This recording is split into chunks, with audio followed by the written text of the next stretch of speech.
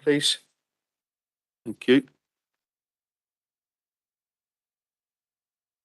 You're all very welcome to the Fermanagh and Omagh District Council Policy and Resources Committee meeting held in the Grange, Omagh and via WebEx this evening, Thursday, the 7th of July 2022.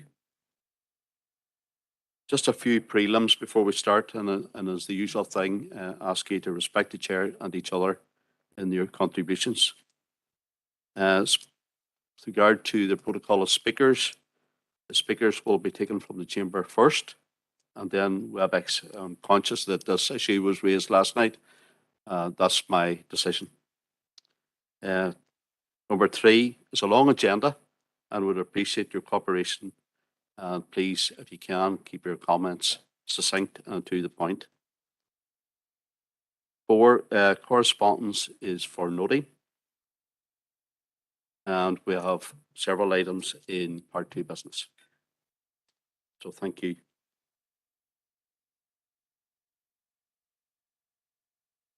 Okay, without further ado, we're on to our agenda this evening. And it's apologies is number 1. And I go now to the group leaders. And we'll first of all to Sinn Féin group leader, Councillor Tommy Maguire in the chamber. Gurmagad Kerley, thank you, Earl. To Gal Eskilone group of Sinn Féin and up. There's 2 apologies from the Sinn Féin group tonight. Councillor Anne-Marie Donnelly and Councillor Stephen McCann. Gurmagad, thank you. Thank you, Mr. Maguire. And now we'll go to the Ulster Unions Party, and we have Councillor Victor Warrington in the chamber. No apologies that I'm aware of, Chair. Thank you. Thank you. Well, now we go to Social Democratic and Labour Party, and we have Councillor Mary Gardy, who's in the chamber. Thank you very much, Chair. One apology, Councillor Gavin McPhillips. Thank you. Thank you.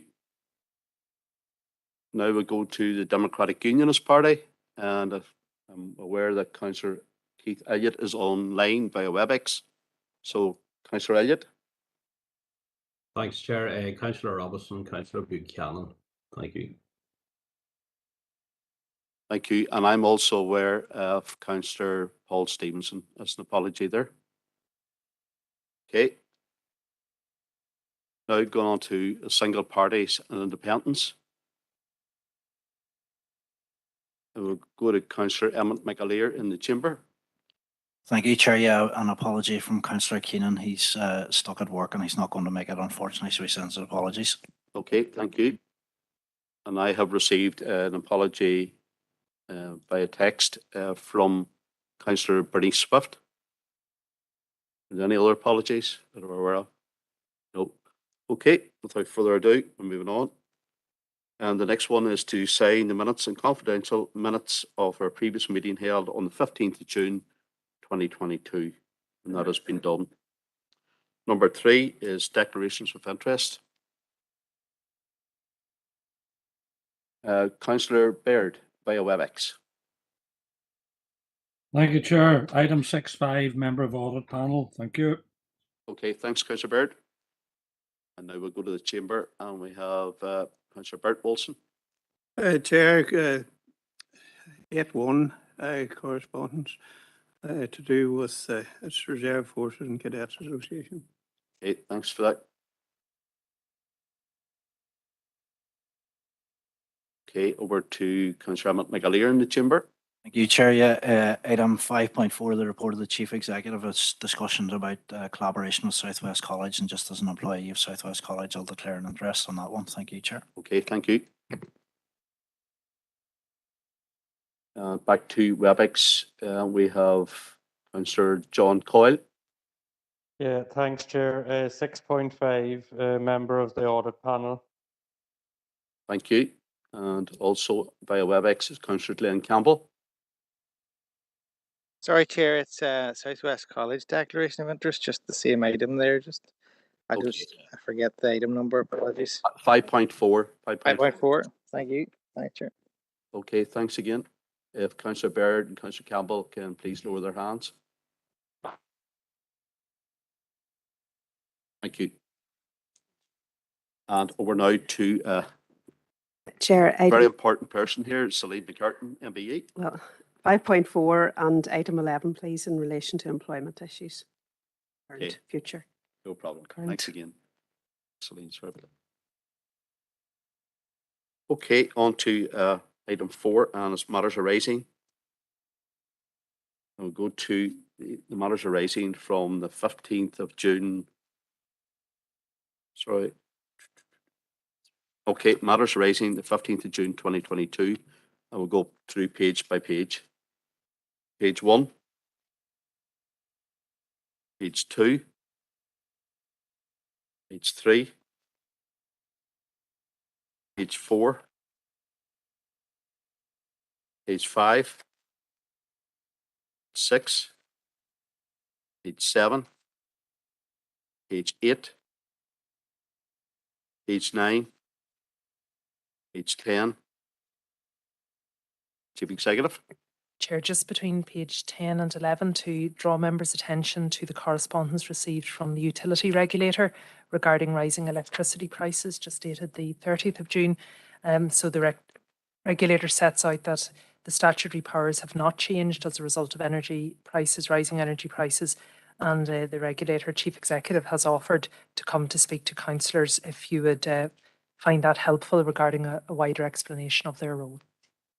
Okay, thanks for that, Alison. And there are a couple of speakers coming on this one. And first of all, we go to the chamber, and it's Councillor Emmett McAleer. Thank you, Chair. Yeah, I'll note the correspondence.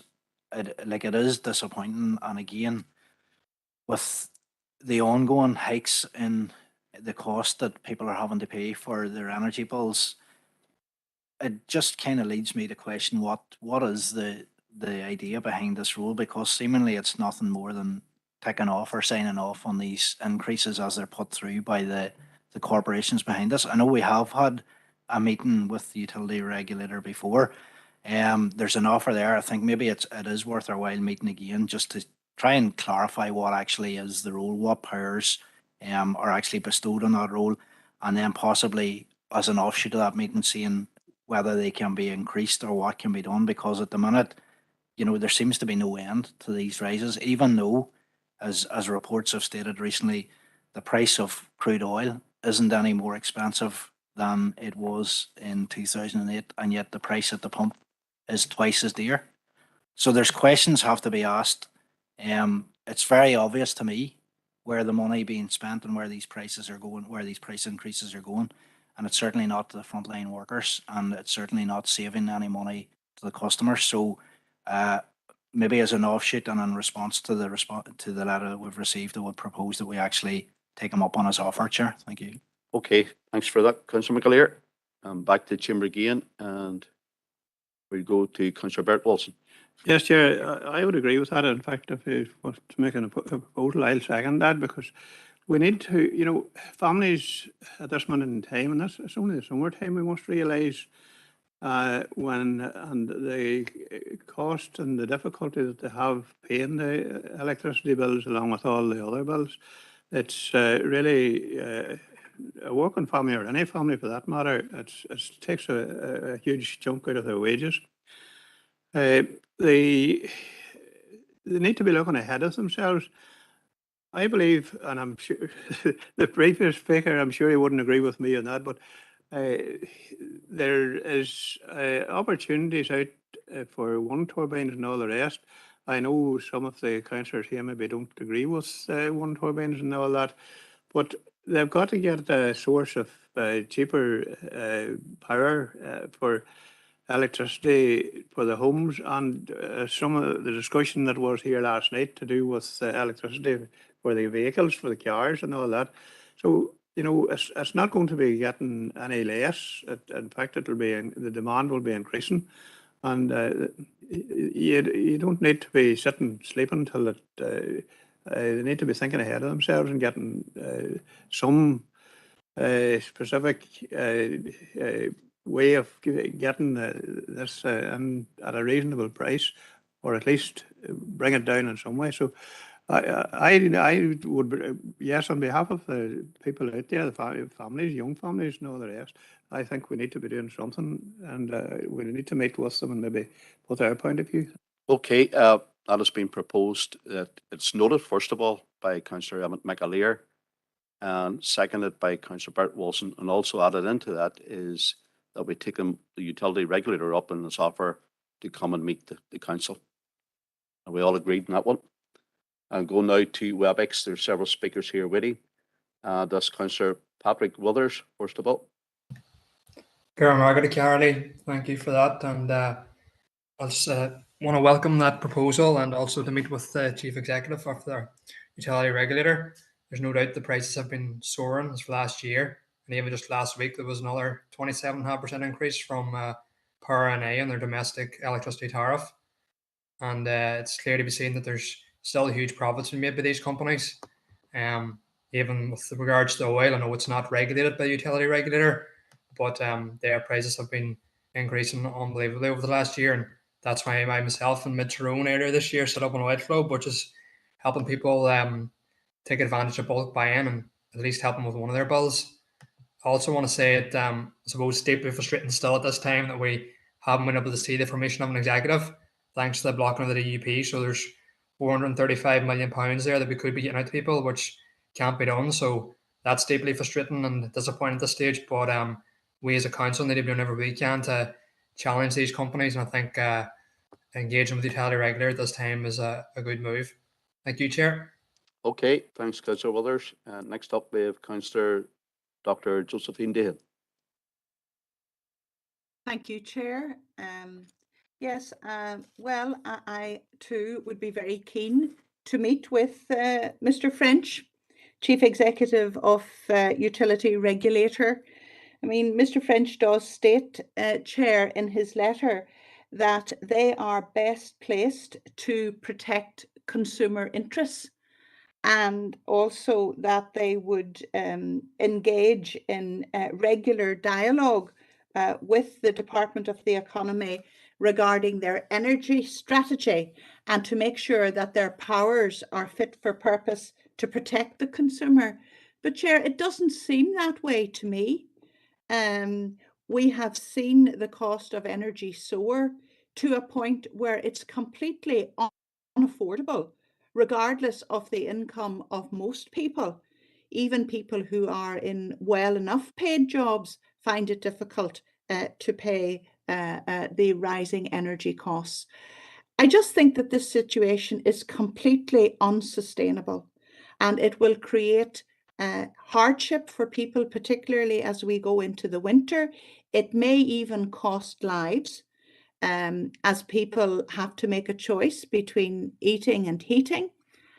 So this is a critical situation, and I just think that the tone of this letter is a little bit accepting or even complacent.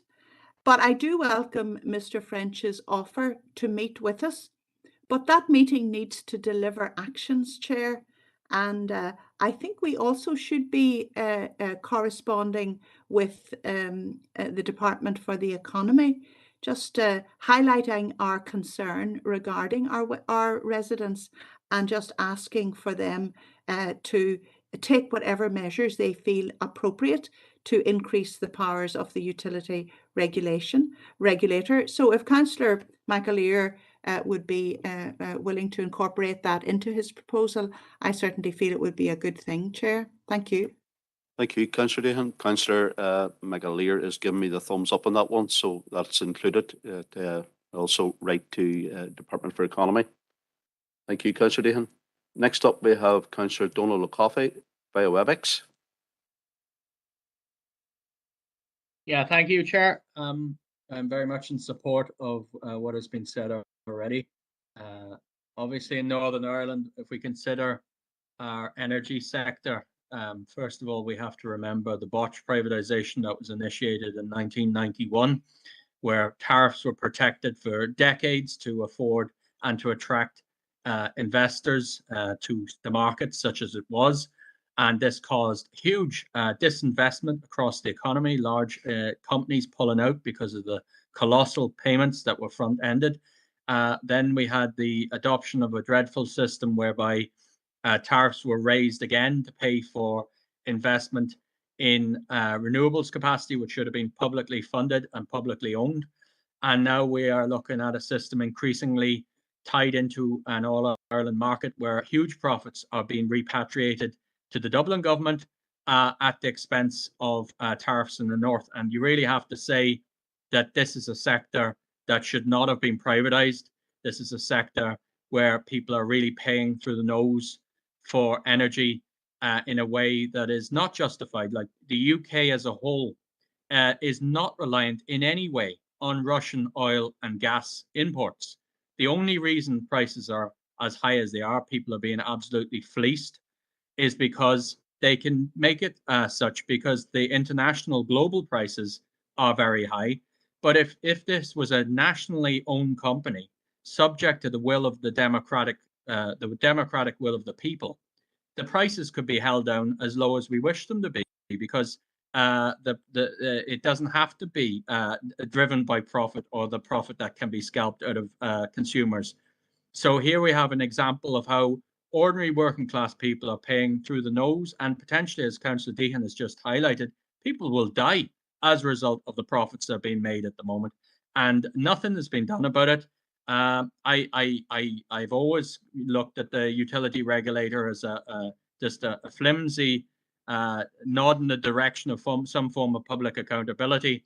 But this is a sector that needs to urgently be brought back into public ownership. And I'd like to propose that we would write to well, it's hard to know who to write to in Westminster at the moment, but there must be an energy minister at some level to request that they consider bringing forward a nationalisation of this sector, because I think we cannot have a situation where we're heating or eating has now got to the point that people will die, and we can't as a council stand idly by at that situation. Thank you, Chair.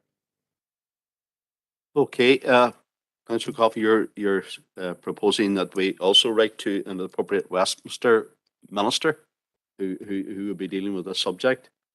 Okay, that's taken on board. Have we got a seconder for that? Seconded by Councillor Emmett McAleer in the chamber. Assuming we're all agreed there.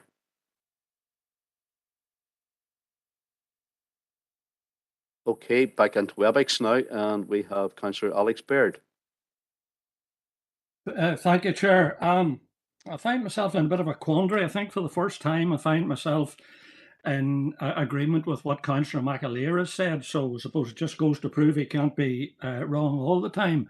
But having said that facetiously, the issue of the price of petrol and diesel that he referred to, and Brent crude prices not going up, I mean, the utility regulator, I presume, can't do anything about that, because if I look at the heading, it's electricity, gas and water. Now, in the audit panel a report that was brought forward, was it last month? I mean, the effect that fuel is having, fuel prices are having on the cost of running this council are phenomenal. So could anyone give me any guidance as to who we can speak to in relation to the price of petrol and diesel? Because as Emmett says there, the price hasn't gone up, or it's on a comparable with several years ago. The only conclusion I can come to is that there's profiteering being done by the companies. I think it was one of the major ones, maybe BP, that last year reported a tripling in their profits. So if some of the officers could give me guidance as to who we can speak to and lobby and make reference to and have them become accountable to us in the form of a meeting, I would appreciate that. Thank you, Chair. Thank you, Councillor Baird. I'm going to bring the Chief Executive in. She can answer your queries. Well, Chair, previously when we've made representations on this subject, it has been to Westminster, both to the Prime Minister and the Chancellor, which I know is a little bit uncertain at the moment, but I would suggest that would be the most appropriate. It's a reserved matter in Westminster. I do think they will, if we receive a response, and we haven't to our previous letters, it's largely around the excise duty and the taxation elements rather than the actual unit cost. But it's certainly, in the first instance, we could make representations there. I think also, Chair, there probably is a network organisation of the various oil producing companies and the filling stations and others, so we could investigate that as well. But I think at a government level, we would suggest Westminster. Thanks, Chief Executive, for that clarification. I would so propose, and I must admit, maybe I'm being cynical, but I think government are more than happy to see the prices rise. As the basic price rise, the amount they're taking on increase each time on the 20% of VAT. Well, I suppose Brexit has to be paid for and COVID has to be paid for, but I'm cynical again, but as I say, I believe government are happy enough to rake the money in on the extra VAT that comes each time there's an increase in the basic price. Now, they did throw 5p off the fuel tax, which is separate from VAT, but whether much of that came to the forecourt is another questionable matter. But I certainly would propose that we write again another letter in relation to the price of fuel. Thank you. Okay, I've heard your proposal. I take it Councillor Bert Wilson's going to second it in the chamber. Hold on, I'll just bring you in here, Councillor Wilson. Yeah. Yes, I'll second that, surely.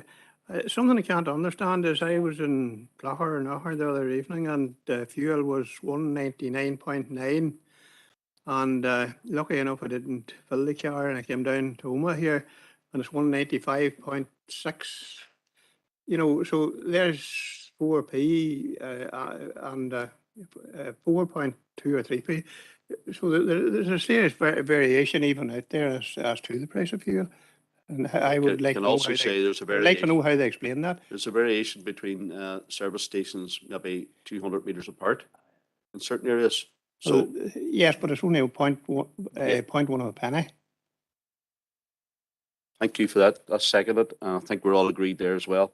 So moving back to WebEx, we have Councillor Seamus Green. Thank you, Chair. No, it was a very interesting conversation, this, and I would agree with most of what has been said. Let's be honest about it. Both the government and the big oil companies are profiteering on the back of ordinary working people. That's the reality of it. The government's tax intake, I think, has trebled in the last year. So somebody had mentioned there COVID and these things has to be paid, but that's what they're doing. They could cut this. I heard 3-4 weeks ago the price of a litre of car petrol or diesel had went to €1.40 €1.40 in France, and they went out and they blocked all the motorways, all the lorries and that, as the French tend to do. And within 2 days it was down to 1.20. Now we are over £2 sterling a gallon. And when people attempted to do that last week, the authorities went out and arrested them, or left, right, and centre. I think the example there is that the people here are far too willing to take this and just lie back and suffer. And as somebody, a couple of other councillors said, in another couple of months, people will be dying of the cold. That is the reality. People with quite good incomes can't afford to fill their oil tanks at the minute. Never mind how pensioners on the pittance of a pension that they get in this country compared to other European countries, on the pittance that they're scraping to make to survive at the minute, are going to survive, and nobody gives a dang about it. And people will waken up soon to this government that's forcing this, or these governments in these countries that's forcing this in Westminster and indeed in Dublin and over Europe. And maybe the French example is the one that people should be taking. I'll say no more on it, but I agree with a lot. I think Alex's his proposal was seconded, so that's all I have to say. Okay, thanks very much, Councillor Green. And the last speaker on this issue is via WebEx, is Councillor John Coyle. Thank you, Chair. I agree with all other members, but large companies, either fuel or energy, they are price gouging. It is affecting our constituents and it is disgraceful. I refer back to the letter from the utility regulator. We have to give them teeth because they are supposed to be there to protect us as consumers and our constituents from this. But if I could ask the Chief Executive maybe about the Consumer Council, ANA, they are, they have to be, maybe invited along to this meeting with the utility regulator as well, because they have a part to play. They are supposed to be there to protect, us as consumers, and either it's our heating of our homes. We don't have the infrastructure, environmentally, conscious production for, solar panels or anything like that there at this minute. We are too late to the plate for to move away from fuel, and we are, for £2 a litre is extortionate. So I would make a proposal that we would invite the Consumer Council as well, if it is appropriate, to that meeting, and we will lobby for in Westminster, which is down as well, but we'll try and protect our constituents. Okay, thank you, Councillor Coyle. You can roll your hand now, thanks. And that's been proposed by Councillor John Coyle that we also invite the Northern Ireland Consumer Council to our meeting. And have we got a seconder? Councillor Bert Wilson in the chamber seconding. I take it we're all agreed.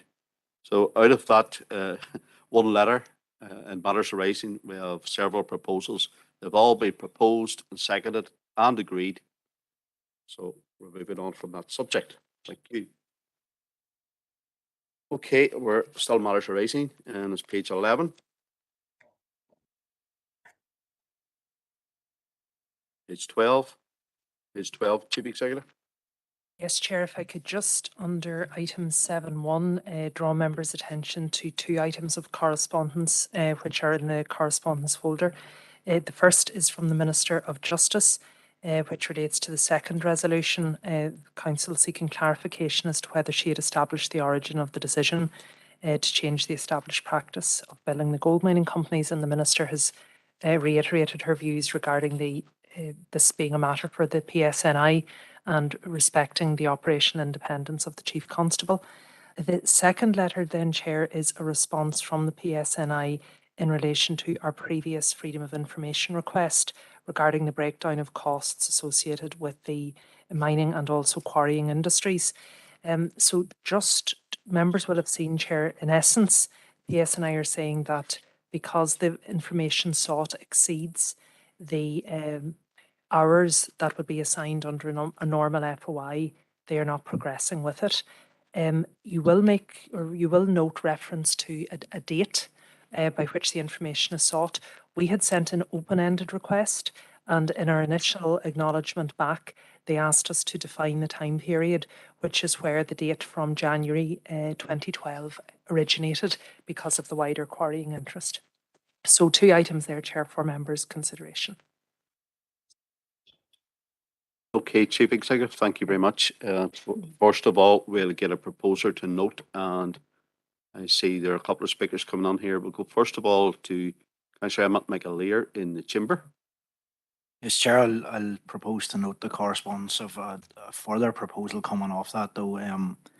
First of all, I think the letter from the Minister for Justice is a wee bit dismissive, and I would actually propose that we go back just in relation to her response where she's, I suppose, putting the responsibility onto the PSNI, that we actually go back to her and we actually contact the PSNI to see if any representations were made from the police to the Department of Justice in relation to a financial feasibility study or some sort of costing exercise, given the potential budgetary impact that this is going to have. Because I think that is going to be quite serious if it's permitted. Secondly, I think the irony of a response coming back saying, requesting or inquiring about expenditure and finances, the response coming back that they can't actually afford to do that is not lost on me, and I'm sure it's not lost on the chamber. The request is noted on the response, the second letter back from the police. the bottom of page 1, they make reference to the quarrying industry. Now, this isn't to do quarrying. We've had this discussion before. This is specifically to do with mining. I would query, I suppose, the relationship that currently exists when the figures that are being quoted. Sorry, the number of Councillor McAleer. Just to bring in Chief Executive on here 1 second. Yeah, just very briefly on a point of clarity, the original proposal that we did send related both to the mining industry and it was expanded to include the quarrying industry. So it was a specific request for all costs related to both activities. So a clarification. All right, Councillor McAleer. Thank you. Thanks for that clarification. It's noted in the letter that there could be around 520 escort duties in a year. There's talk of this taking, well, the quote there, the figures quoted 15 minutes per day or per escort duty to discover if it's to do with mining, which would take approximately 130 hours. And again, I note the pay grade there at £25 per hour, which is nice money if you can get it, I suppose. But there's questions just have to be asked in terms of the existing relationship there. And I think the idea behind, I suppose, behind the police services that they're, as noted at the top of their page, is keeping people safe. It's not, they don't exist to provide free policing and free security for mining companies or other companies that are involved in especially destructive and toxic industries. Is that I note that again the reference just to the legal advice. Again, advice is just that. I know we've received legal advice on a number of different matters, including, I suppose, in the Green Road public right of way. There's a number of members in this chamber that opposed that, even with legal advice. So legal advice isn't direction or guidance; it's advice. And the fact that they've acted on this seemingly on a solo run, without contacting the relevant department, without contacting the executive for pricing, and we're awaiting a response in NAO. So I have a further couple of questions that I would like to ask both the PSI and the Department of Justice. Thank you, Chair. Thank you. Okay. So you've actually made a proposal there, and I'm assuming that your colleague, Councillor O'Coffey, via WebEx, is going to come in and second that. Councillor O'Coffey? Yes, I'm certainly happy and content to second both the noting of this document, but also the proposals that have been brought forward by Councillor McAleer. These two pieces of correspondence, I think, pose real and genuine concerns around the nature of policing in Northern Ireland. The first is we had a report yesterday, a very detailed commission, £29,000 report, highlighting the adverse impact that fracking would have on our community, and many of those same arguments hold for gold mining. And yet we're being told that to facilitate this sort of toxic industry, we're going to see frontline funding and resources taken away from basic policing provision, which is absolutely essential for security of our community, and instead going to actually provide security services to what are industries which promote themselves as multi-billion-pound profit-making kind of industries, which are really trying to make huge returns for shareholders all over the world. And yet services are going to be suffering from the loss of those resources. We're going to see divisions in our community, as we discussed only recently in fracking. And then when the council looks for the information in order to achieve some degree of public accountability, we're told that the cost of supplying this is simply too much, and we can't obtain the information that we seek to quantify just how many and how much of our precious public funds are going to subvent profit. This is reminiscent again of fracking. We had one individual who actually put in so many FOIs that he was banned from doing so until he had appealed it to the Information Commissioner. And I suggest perhaps the council will need to adopt a similar approach as was adopted in relation to fracking, which is if they will not supply the information we seek for the period that we seek it, that we need to make repeated requests for information for shorter timeframes, more specific in remit, but still ask the same information, but to comply with their the ability to evade basic accountability, to do so in a series. And that is a disgrace that we as a council have to do that, as the first note. The second disgrace is the letter from the minister, who is completely washing her hands of any form of democratic oversight over what is quite a considerably cross-cutting and significant issue to the community in our area, and saying that this lies in the operational remit of the police. Where is the democratic accountability and oversight over policing in our community if this is the case? This is the Minister for Justice who's supposed to play a role in providing that oversight. And when there's questions asked, washes her hands of it or attempts to wash her hands of it. This is a disgrace as well. So I'm very happy to support Councillor McAleer's proposal here. I just think as a council, we should be very concerned, regardless of your opinion on gold mining and all this. This is basic accountability. This is resources coming from frontline police, public services that are going to prop up profits for for a large corporation and small number of shareholders. Thank you, Chair. Okay, just within the time. Thanks, Councillor Coffey. So you've seconded Councillor McAleer's proposal. We have one other councillor via WebEx looking in, and that's, I'm going to bring Mabachi 2 coming in here now. But we'll take that proposal first then. Proposal by Councillor McAleer and seconded by Councillor O'Coffey. Are we all agreed on that one? No, I think it's a waste of time. We need to be asking something new. Okay. Well, I'll tell you what we'll do here. This doesn't seem to be agreement with that this minute in time. We're going to bring another 2 councillors on here to see what is going to be suggested here. So, and it's via WebEx, and with Councillor Dr. Josephine Dahan. Thank you, Chair. And I want to speak in support of Councillor McAleer's proposal, seconded by Councillor O'Coffey. I think what they're saying makes perfect sense to me, Chair. I am a member of the PCSP and I have huge respect for the work that the PSNI do under sometimes very difficult circumstances. I have always been committed to the notion of good community policing. And I do believe that the PSNI are genuine in seeking to develop community policing, but I am aware of how they are hampered through lack of resources in terms of numbers of policing staff available and issues in relation to recruitment and training. And yet the PSNI are spending literally tens of thousands of pounds on security services for a private company. I think that there is a real issue of public accountability here. And I think that it is incumbent on this council to seek appropriate assurances that public money is being spent appropriately. I have spoken on this issue before and I feel very strongly about it. I'm disappointed at the response from the Minister.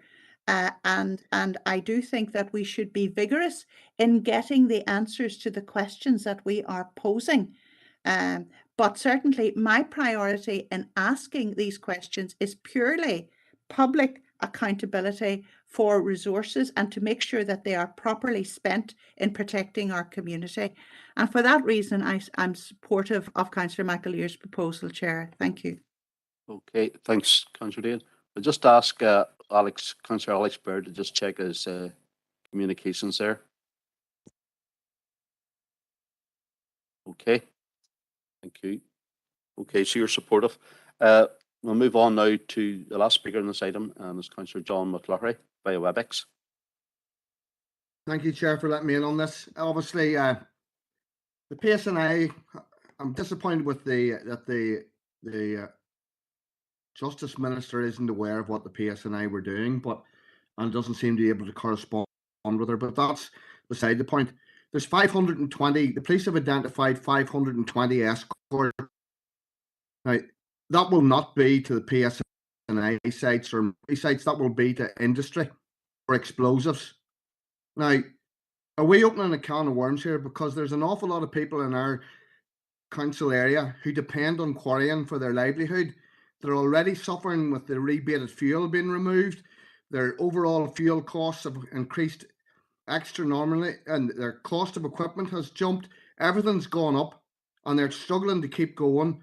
And if we're going to start digging a hole like this here, that all these companies are all going to be charged, because that seems to be, the PSNI don't seem to be distributing They're not saying we did so many mines, we did so many. It's all lumped together. They don't care what the explosives was used for. They just escorted there and made sure it was used. I believe we're opening a can of worms here, and it's going to badly affect a lot of people in the council area. If these are going to be hit with massive bills, which is what appears to be the way this is going. If we keep pushing and pushing this, we're not happy with the answers, but I don't think we should push this any further at the moment. If we want to come up with some new questions to ask about freedom of information, that's all right. But the way that we're pushing this here, we could seriously damage the quarrying industries within this council area, which a lot of people depend on for their livelihoods. Thank you, Councillor McClarty. Obviously, you're totally disagreeing here with the proposal that has been made, and your comments have been well noted there.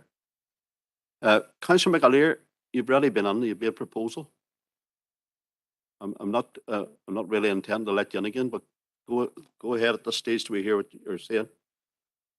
No, thanks for letting me in, and I will be very brief. First of all, I think Councillor Coffey made a second proposal there about requesting the same information over shorter timeframes, so I would second that. Secondly, if this is going to vote, I'd call for a recorded vote. And thirdly, I would argue that contrary to Councillor McClarty, the PSNI would be very much interested about where the explosives are going to and who is using them. So just to put that on record. Thank you, Chair. Okay, your comments are noted. Okay, I get Chief Executive on here before we go. Councillor Wilson, you've already been on, I think, on this too.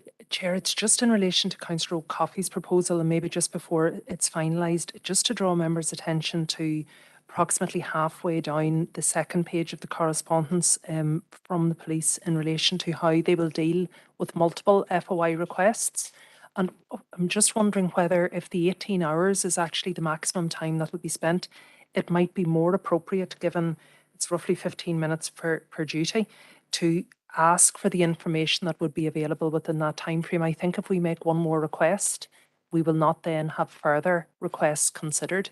So I think the detail that's provided actually excludes multiple requests over shorter time periods. So it might be better to frame it in the available time of 18 hours and see what information comes back.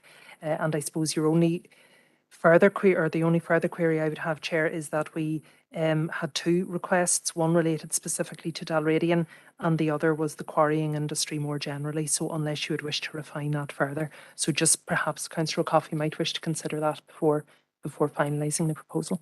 Thank you. Chief Executive, Councillor Coffey. Yeah, I'm happy to take that on board.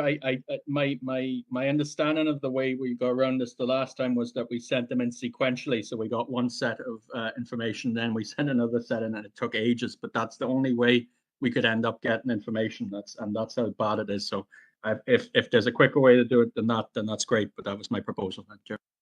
Okay, thank you. And the last speaker definitely on this issue is Councillor Bert Wilson in the chamber. Brief. I'm aware, well, you hear stories and tell them, that there are two quarries, pretty extensive quarries at this minute in time, who are about to close their doors. And what Councillor McCarthy was saying about the expenses that they have will not assist them if they have to pay for bringing in explosives and that. Just to pass that on, but I'm told these are two pretty extensive quarries. Thank you. Thank you for that information, Councillor Wilson. Thank you. Okay, you've heard the proposals made by Councillor McAleer and Councillor Coffey, and they've been the papers have been noted as well by them, and they've been seconded. Are we all agreed? Okay, Councillor McAleer has asked for a recorded vote. So can we have the vote set up, please? Okay, all right, the first one is by Councillor McAleer. Vice Chair, the first proposal then is that we write back to the Minister clarifying if a financial impact exercise was undertaken or requested by the Chief Constable in relation to the change of practice and the charging of the public purse rather than the individual companies. Okay, you know what you're voting on, folks. Chair, I'm not opposed to that one there. It's just come back to the PSNI to dig more information about quarrying. If you're not opposed, that's, you know what to do. It's set up there now, folks, so in the chamber and on WebEx. So go for it.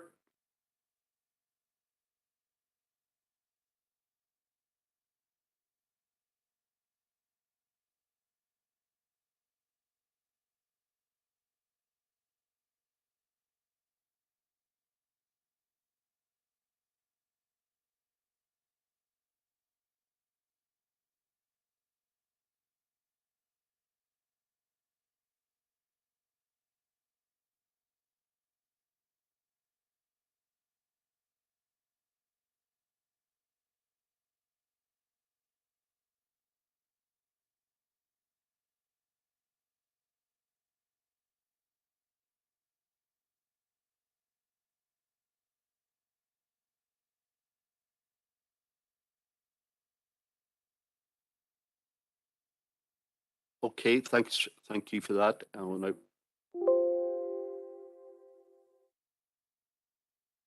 bring the Chief Executive in now to confirm the result of the first vote.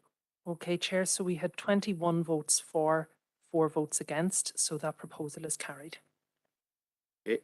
And then, Chair, the second proposal by Councillor O'Coffey, seconded by Councillor McAleer, is that we proceed to make further FOI requests to the PSNI to elicit information on whether we do that via the 18 hours in the first instance or by multiple smaller requests. We will clarify the most appropriate route for that. Okay, that was disagreed with, so it's a recorded vote again. With the vote set up, please.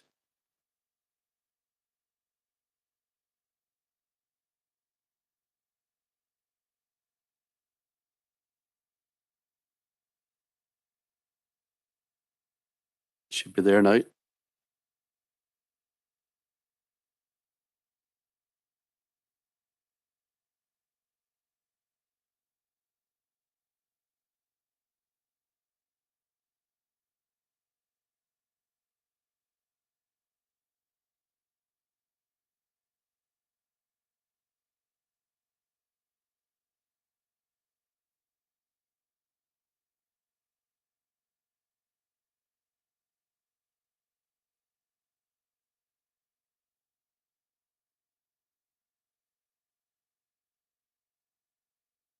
I think that's it.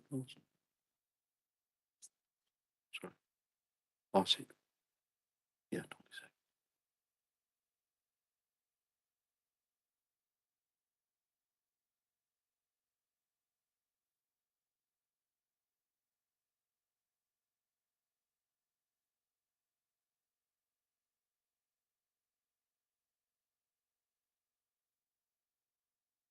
Okay, that's it.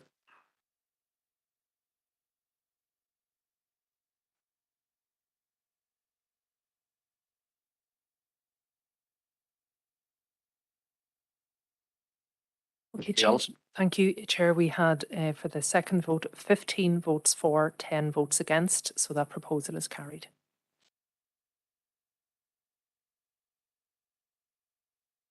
Okay. Those two pieces in. Okay, and we're still matters arising, and it's page 12 and page 13.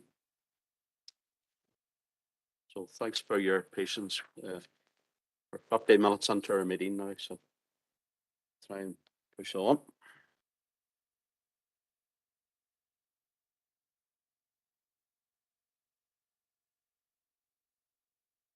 Okay, we're on now to reports for decision. And first up is number 5, the Chief Executive Directorate reports. 5.1 is to consider the report on scheme of delegation, paper A, and it's the Chief Executive. Yes, Chair, hopefully relatively straightforward. This is really just to regularise the scheme of delegation to reflect the job titles. So where we had head of planning, this will now have changed to lead planner, and the track documentation has been attached for members' information. So just recommending the approval of the revised planning committee protocol and scheme of delegation, Chair. Okay, we're looking at a proposal and a seconder, and we'll now go to the chamber, and we have the Vice Chair of the Council, Councillor Alan Rainey, MBE. So proposed, Chair. Thank you. And over to the chamber again with Councillor Tommy Maguire. Second, Chair. Okay, proposed and seconded, and assuming we're all agreed there. Thank you very much.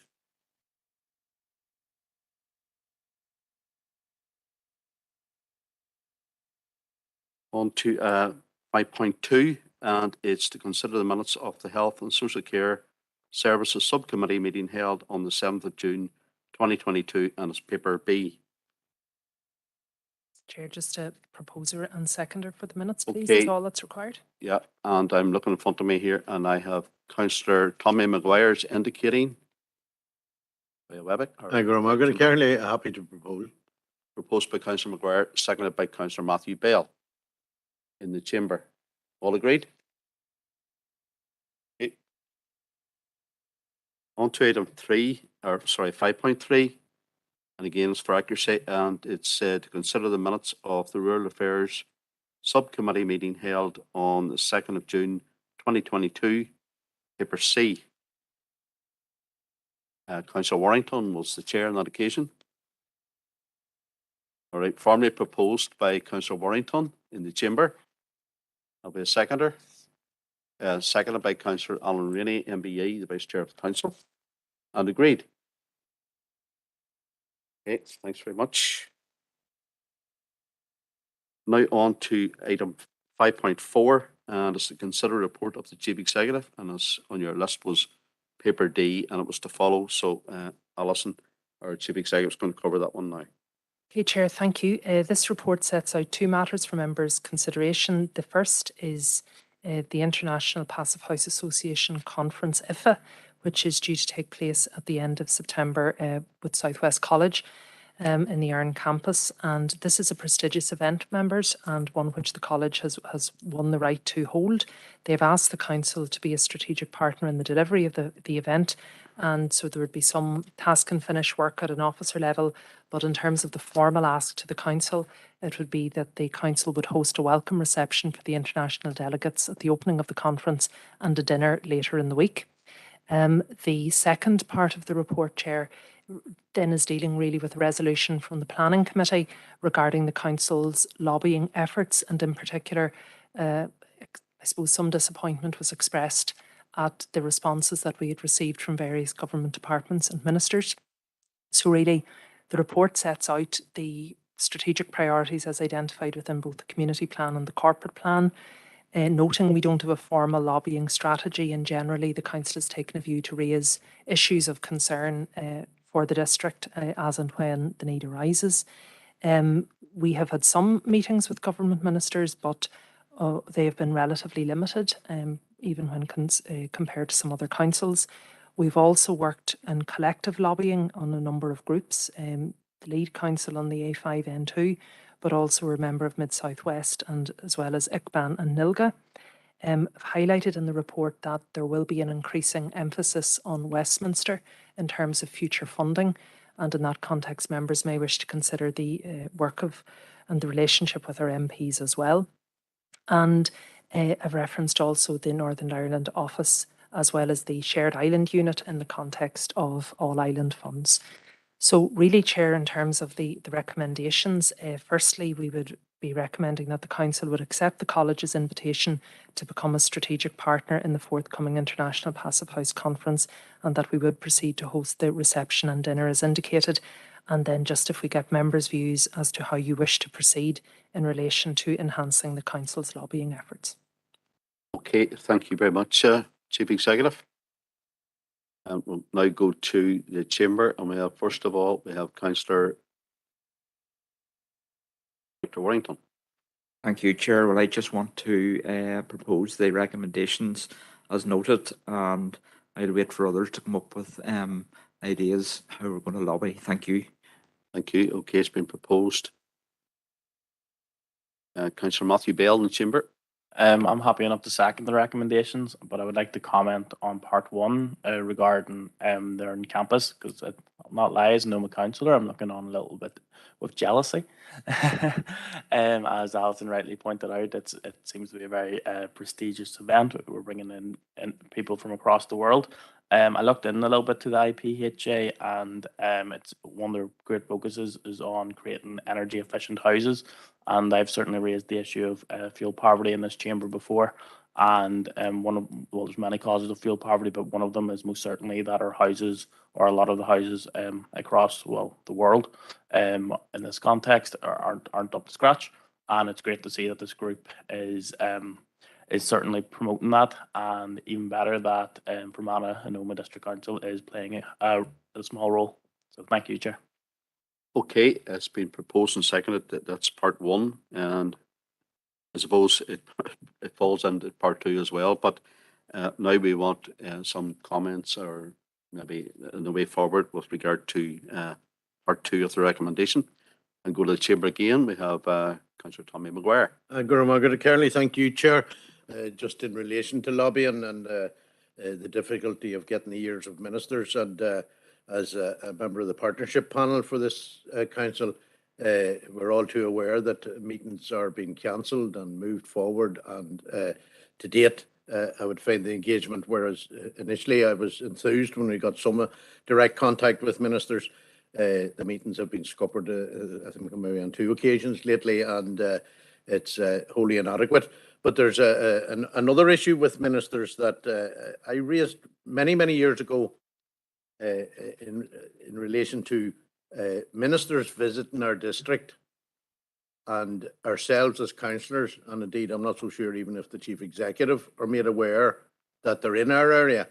It happened many years ago when Minister Poots named the new hospital in Enniskillen. Very disappointed with the name, but he came and he went, and we as local councillors weren't even aware that the naming of the new hospital was taking place.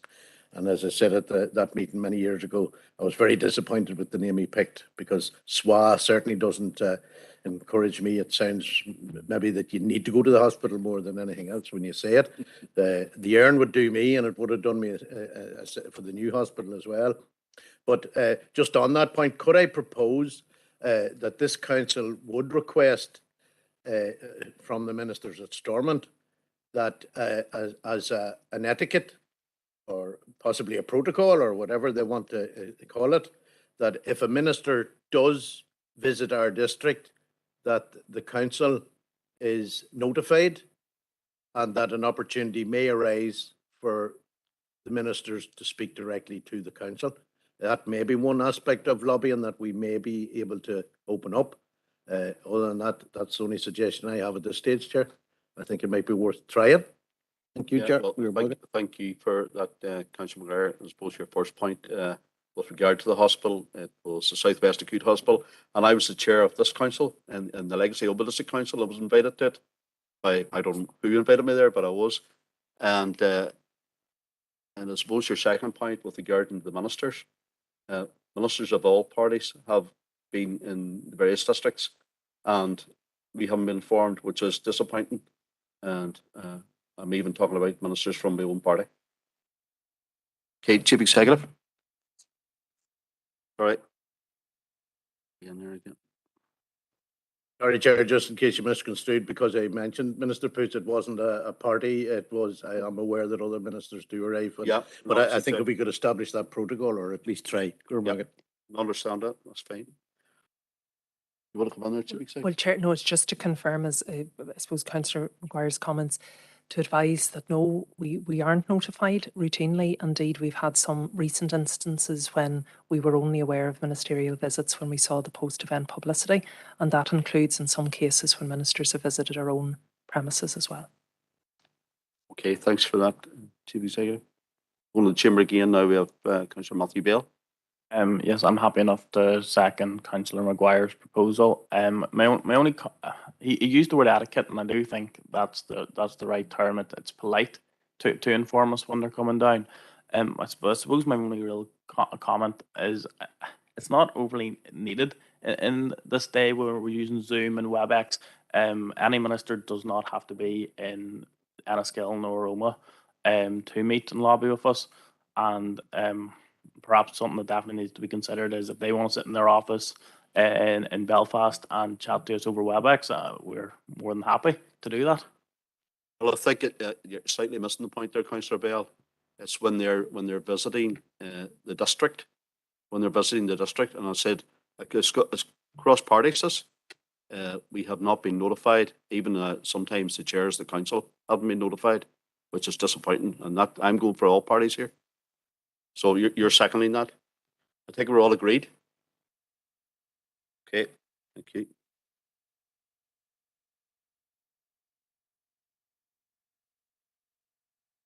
Okay, on to item 6, and that's Corporate Services and Governance Directorate reports. We're on to 6.1, and it's to consider report and consultations, and it's paper E, and I believe it's Louise Horner. So Louise, if I can get you switched on here, if you press your, yep. Okay, over to you, Louise. Yeah, okay. Thank you, Chair. So this is there's only one response drafted this month, and this is responding to the Northern Ireland Housing Executive's Affirmative Action Plan. So just to bear in mind that this plan aims to align their workforce better with the community they serve. So it's about the workforce, their workforce. The response is attached to Appendix 1. So in our response to their consultation, we've highlighted a few concerns, namely that the setting up of the structures they propose need to reflect rural as well as urban needs, that they need to avoid actions that are deemed positively discriminatory, thereby contravening Section 75 duty to promote equal opportunities, that they, when they publish it, that they're using Census 2022 data, and that their concurrent pay review, which is not part of the consultation, but which is mentioned, considers low and equal pay. So recommendation is that members approve the draft response to the NHE's Affirmative Action Plan consultation, and that members note a number of other consultations that are due over the summer. Thank you. Okay, thank you very much for that, Louise. I think we maybe need to turn your volume up a bit there. You're Really? Oh. I don't know what it is, quite low spoken there. Yeah. Okay, we have no one in the chamber at the moment. We'll go to WebEx, and we have Councillor Donald Coffey. Yeah, thanks, Chair. I'm very happy to propose the response as it exists. I think it is it's incumbent on all, given where we're coming from as a society, it's incumbent upon all of us, and I know that there's something coming up later on from the council itself to ensure that there's equality of access to opportunities and jobs in future, and equal pay. We're a long way off it in regard to, for example, gender equality.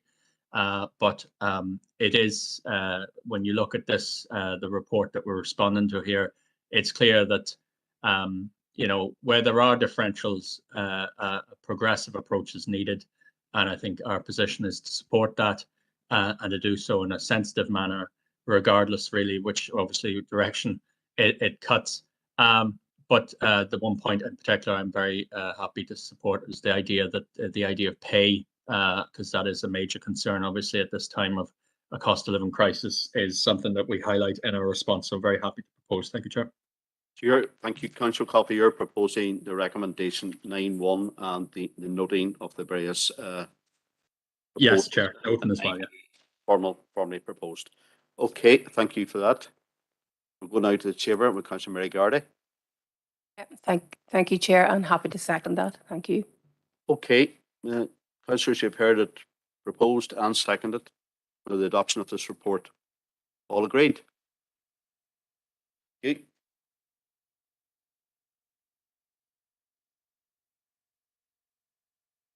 We're going now to item 6.2, and it's to consider a report on updated safeguarding policies and guidance notes, and it's paper F. And again, it's over to Louise Horner for this report. Okay, thank you. Can you hear me better? Yes, of course. Okay. This item presents to members two very important updated policies, one on child safeguarding and one on adult safeguarding. You will note that the changes to both the policies are in red. The updates have been based on best practice from the Safeguarding Board NI and the NI Adult Safeguarding Partnerships. And rather regretfully, they bring in new types of abuse, such as cyberbullying, child trafficking, sexting, FGM, so on and so forth. So they are updated to reflect new forms of abuse, as well as new activities that have been put together by the council around a new safeguarding working group and a rather extensive programme of training, which we will roll out to all staff and all those working with children and all those who are going to be designated safeguarding officers, including Leisure Watch. Excuse me. We've accompanying these policies but not attached is a rather extensive set of guidance for staff, which relates to how raising awareness of the issue, code of conduct, how they report incidents report concerns, how they report disclosures, and then ultimately who to go to in terms of reporting to the PSNI and or social services, depending on the nature of the incident. So the recommendation is that members approve both updated policies. Thank you. Thank you very much again, Louise, for your report. And I know there's a lot of work that's went into these matters. Go to the chamber now. We have Councillor Emmett McAleer.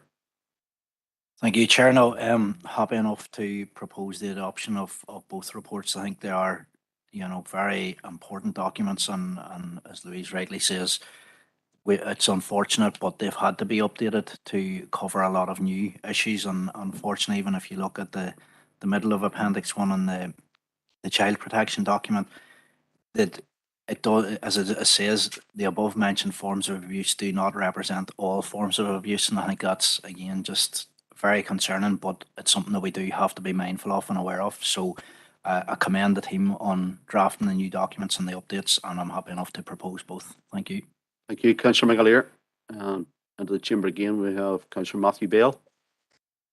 Thank you, Chair. Coming up through the Scout movement and then going on to work in Todd's Leap, safeguarding is something that's really, really hammered home into you, and it's very important. It both protects the people who you have responsibility for, and it also protects the staff as well, providing the guidance is followed. Councillor McAleer is absolutely right. It's a great shame that these new types of abuses are coming through, but it's also, to put it maybe in a positive way, it's great to see that we're also on top of it. The news, it seems, is always reporting on issues relating to the internet, like cyberbullying and sexting, and it's great to see that's being reflected. So I'm happy enough to second that, Chair. Thank you. Okay, thanks again for that, Councillor Bale.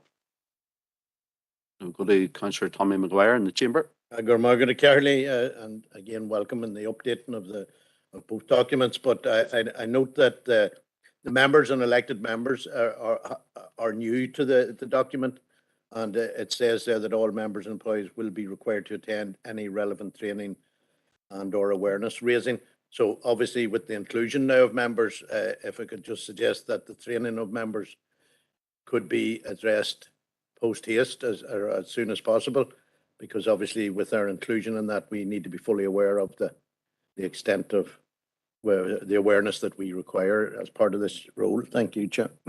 Thank you, Councillor Maguire, and I'm assuming that Councillor McAleer and Councillor Bale are happy enough for that to be included with regard to the training of members of the council. And last in the chamber, we have Councillor Barry McAduff. Thank you, Chair. Just to support Councillor Maguire, Collier McGear's point, and following on from Councillor Bell's point, about receiving training in the Scout movement and reinforced at Todd's Leap. I recently attended a very good safeguarding educational event taken by Stephen Sherry of the Tyrone County Board GAA. They take a very serious approach to it, at club and county level. Thank you, Chair. Thanks, Councillor McAduff. Thank you. And now over to WebEx, we have Councillor Dr. Josephine Dehan. Thank you, Chair, and I'd like to thank Louise and her team for the report, and I support these proposals entirely. I just have one brief question, Chair, if I may. and this is in relation to designated safeguarding officers and deputy safeguarding officers, and it is stated that these roles are key to the council's ability to safeguard children in its care. And just a question really regarding the practicalities of that, Chair. I mean, we do have a lot of children in our council-run facilities, and these children will, of course, be supervised. But sometimes it is quite difficult to ensure the safety of children, particularly, if, they might leave the particular venue, maybe to go to the bathroom or something. And I just wonder if I could have a comment on how we can ensure the safety of children in this type of setting. Thank you, Chair. Okay, thanks, Councillor Dehan. I'll bring in Louise Horner on that issue. It's what the training programme is intended to address. So, it will range from awareness training for all staff, and then more comprehensive training for designated safeguarding officers. Now, the designated safeguarding officers are nominated for each of the main council facilities where activities placed in the leisure centres and so on. And then we've ensured that there are nominees for designated safeguarding officers from each of the directorates. So it's quite a comprehensive group of officers. So they're the people that other staff know who to go to when they either see or hear what is about something. So we're hoping that the package of training, from awareness raising to detailed training packages for those working in leisure centres, i.e. the Leisure Watch package of training, covers effectively all staff to some degree or other. So, I mean, obviously, in relation to activities, that goes into the territory of numbers of staff that are responsible at those particular events, and that varies by event, age of child, and type of activity, and so on and so forth. But we have got this comprehensive programme of training for all staff, depending on their role. Thank you. Okay, thank you very much, Louise. Hope that answers your question there, Councillor Dehan. Yes, thank you, Louise, for that answer. No, it's just, Chair, that I am aware of an incident which took place a few years ago involving a child, but the incident actually happened in the toilets, and that incident did not come to the attention of supervisory staff. I'm sure all of this has been worked out, but it's just with young children, it's just difficult to keep a close eye on them, every single minute that they're in our facilities. And it's just the practicalities of it, Chair, but I'm sure that has all been worked out. Thank you. Thank you again, and thanks to Louise for that. Okay, and that's been proposed and seconded and agreed. Okay, we're now on to item 6.3, and it's to consider the report on the Council's annual Equality and Good Relations Progress Report and its paper G, and we're again over to Louise Horner to take that report. Thank you, Chair. So this is the annual Equality and Good Relations Progress Report. It's a requirement that the Council reports annually to the Equality Commission, the Northern Ireland Equality Commission, on the progress it's making on the duty to have due regard to promote equality and the desirability to promote good relations. So it details progress against the commitments, such as around governance, screening impacts, training, which were set out in the Equality Scheme, which was approved in December 21 by committee. And it also sets out progress on the previous disability and equality plans. And as you will recall, those two plans were both revised this May. So this report is reporting to the Equality Commission against a template that they set out, but on last year's 2021-2022 activity. So all the actions have been achieved or partially achieved. Where they haven't been achieved, this relates to either to activities that are rolling over, the continuous actions, for example, accessibility audits of council venues, which will carry on year after year. So members are asked to approve this annual report for submission to the Equality Commission by the 31st of August. Thank you. Thank you again, Louise, for your report. And we have no speakers in the chamber on this occasion. We'll go now to WebEx, and it's Councillor Dr. Josephine Dehan. Thank you, Chair. And I just want to thank Louise again for her report. I think it's a very comprehensive report, and I'm happy to propose it, Chair. Thank you. Thanks again, Councillor Dehan. Now we're going into the chamber, and we have the Chair of the Council, Councillor Barry McElduff. Thank you, Chair, and I would second Councillor Dehan's proposal. Make a couple of points just about the challenges in this community of helping appropriately the refugees and the evacuees and people who have come from Syria, Ukraine, Afghanistan, either soon or in the near future. And in the case of Afghans, I'm just wondering how engaged our council is and our good relations team is in assisting those groups of people. Irano exists as a community group in this area, for example, and they do a lot of good work. But I met with a group yesterday, and for example, I know that they've arrived here. English language classes are very important to them, and yet there isn't any English language class provision in July or August, awaiting the return of, for example, the college. So there aren't any classes at this time, and it's a setback for them as they're making progress. And also, is there anybody helping them to familiarize them with, for example, library facilities, like daytime activities, daytime classes, that type of thing. So I'm asking those questions in the hope that those points will be taken up somehow or another. But even liaison with libraries, I spoke to a group of older Syrian women yesterday, and the net and other classes would appeal to them, but they're not really aware that they exist. They haven't made any inroads to the library yet. And I'm told that older men in their culture are, when they've arrived here now, they tend to stay in the house, tend not to engage in any activities.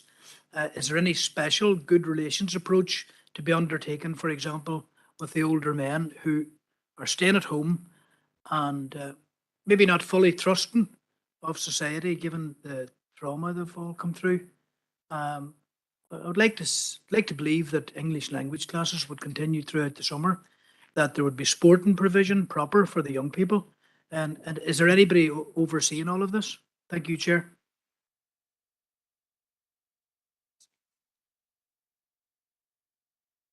Okay, I'm going to bring the Chief Executive in on this for you, Councillor McElduff.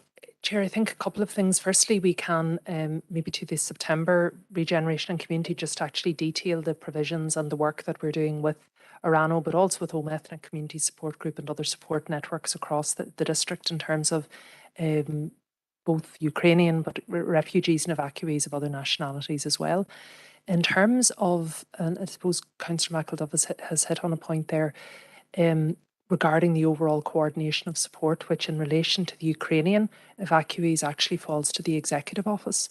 There have been specific measures put in place by law centres, also housing rights, language, and I am aware that there is a general concern about the lack of interpreters and associated training across the councils and within Northern Ireland in particular. That's been highlighted to the Executive Office, and my understanding is additional measures are being put in place.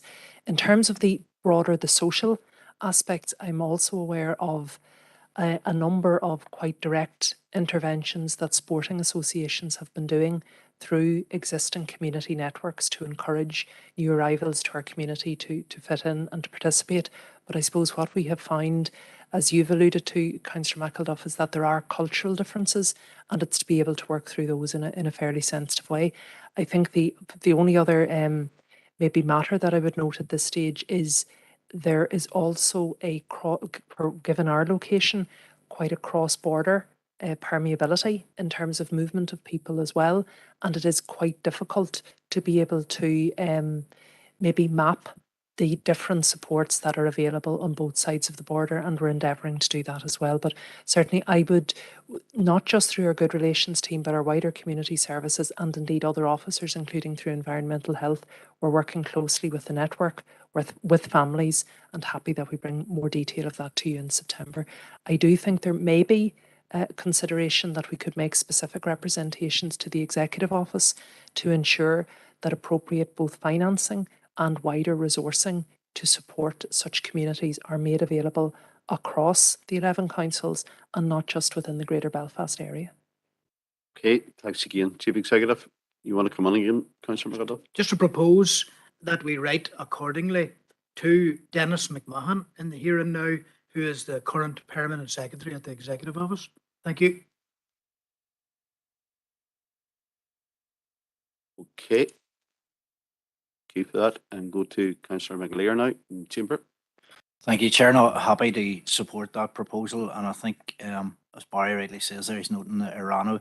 I think the Oma Ethnic Community Support Group is another, very worthwhile group, and I would propose that we potentially host an informal meeting with those two groups, or two separate meetings, whatever works best in terms of the calendar, because it's hearing suggestions from the community and their representatives as how we're going to find out what their needs and what their requirements are. So I'd like to just make that as a proposal, or maybe something that could go in with Councillor McElduff's initial proposal. And I would say maybe in the short term, if we could contact Southwest College just to see if there is any provision maybe through some of those groups as well, or get that liaison going, because I know just as an employee, there are still people working through the summer in the college, so there may be a possibility to get something arranged there. But again, if I need to declare an interest in that, I'm happy enough to just make that as a suggestion as opposed to a proposal. But definitely meeting with those two groups, I think, would be a very positive, progressive step for this council. Thank you, Chair. Okay, thanks, Councillor McAleer. I'm sure Councillor McAduff are happy to take those two into his own proposal. Okay.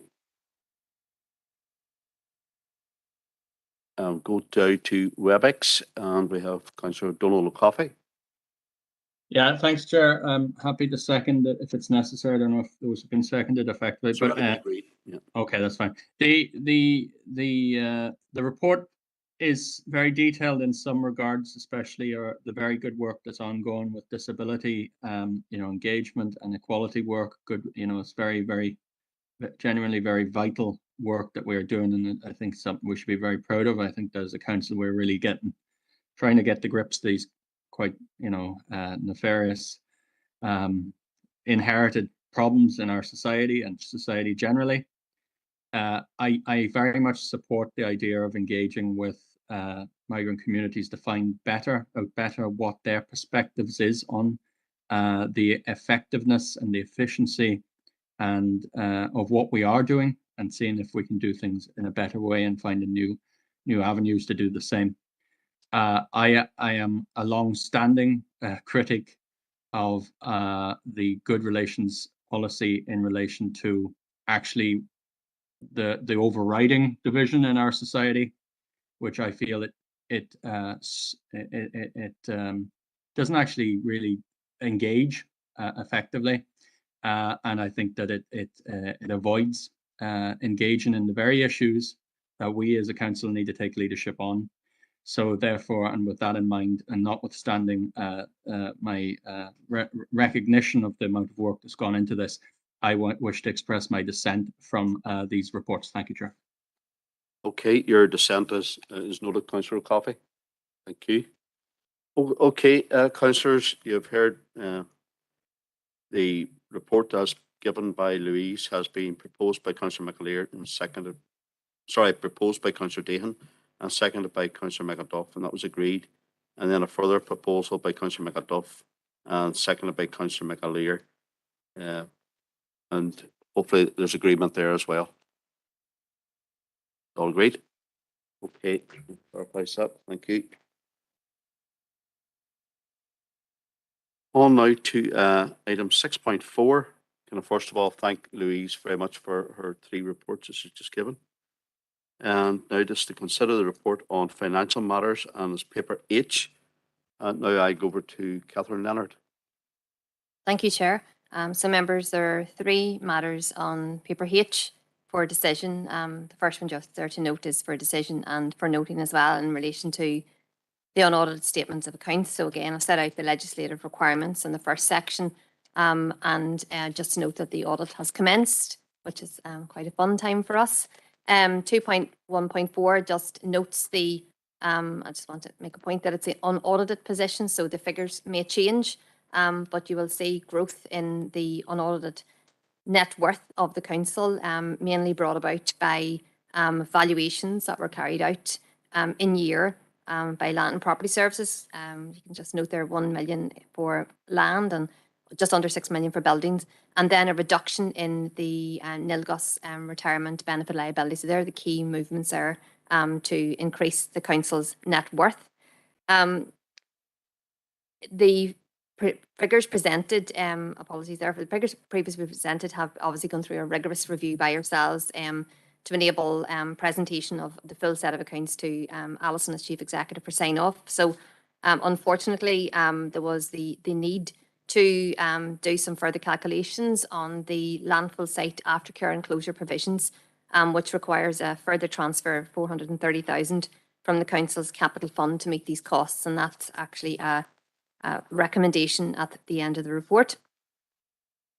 Within item 2.2, and apologies members, the appendix to this item was just uploaded late this afternoon, my error completely. But just to note that the data report and the key issues emerging, and I suppose very positively, there are no exceptions to the strategy set out by members as part of the estimates process for 21-22. Under item 2.3 is consideration for a review in particular of the capital estimates for 22-23, and members will note even as early as the last couple of months bringing through the procurement reports, you know, the over and above prices that are coming back in what was estimated, and the ongoing impact that that will have on the capital estimate itself, even at this early stage, and any associated funding of that capital plan. And just to note that the review would need to consider the overall pressures of the external economy at the moment on the revenue budgets for 22-23, and to note that the outcome of this review will be presented to the October 2022 Policy and Resources Committee, which is just at about the point in time when members consider the estimates for the forthcoming year. So a difficult time there just with the financial position. Items for noting then, members, under section 3 is the council's allowance return for 21-22, which is on the website and has been submitted to the Department for Communities by way of a link to the website and has been circulated to members in advance of the report. Item 3.2 is noting the council's prompt payment performance. The quarterly position has been completed. The information is available on the DFC, Department for Communities website, and is also detailed in the note to the accounts. And then finally, members, item 3.3 is just to note the response as this council provided a response to the consultation to the Department of Finance in relation to the decapitalisation rate regulations for 22-23. So, Chair, the recommendations on section 9.1 is to approve £430,000 of a transfer from the capital fund to the general fund to meet the increase in costs of the landfill sites brought about by the external cost pressures. That the Treasury Management and Prudential Indicator Outturn Report for 22-23, and to approve a review of the capital estimates for 22-23 and the impact of the external pressures on the overall revenue budgets for 22-23. And at 9.2, Chair, is just to note the update on the unaudited statement of accounts, to note the councillors' allowances return for 21-22, to note the prompt payment performance up to the 31st of March 22, and to note the legislation in relation to the decapitalisation rate. Thank you, Chair. Thank you very much, Catherine, for that very detailed report.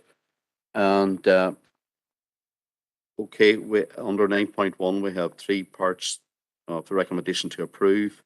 And under 9.2, there are 4 items to note. So with that, with bearing that in mind, it's now 8:30 p.m. I now go to WebEx and it's Donald Coffey. Yeah, thanks, Chair. I have a number of questions. Just I would like to ask just two. First of all, I do note, however, that it appears that we have a relatively strong asset base, in terms of reserves, substantial usable reserves over 31 million. And obviously there is a lot of uncertainty as we're working forwards, but generally I think these figures are very robust. I think it's true to say. The two questions I have is I see a very large leap in unusable reserves from 75.1 million to 101.9 million. I was unable to understand what that represents. It doesn't seem to have affected in any way our usable reserves, so it's probably something that's a valuation or perhaps a movement of something. But if I could get a little clarity on that.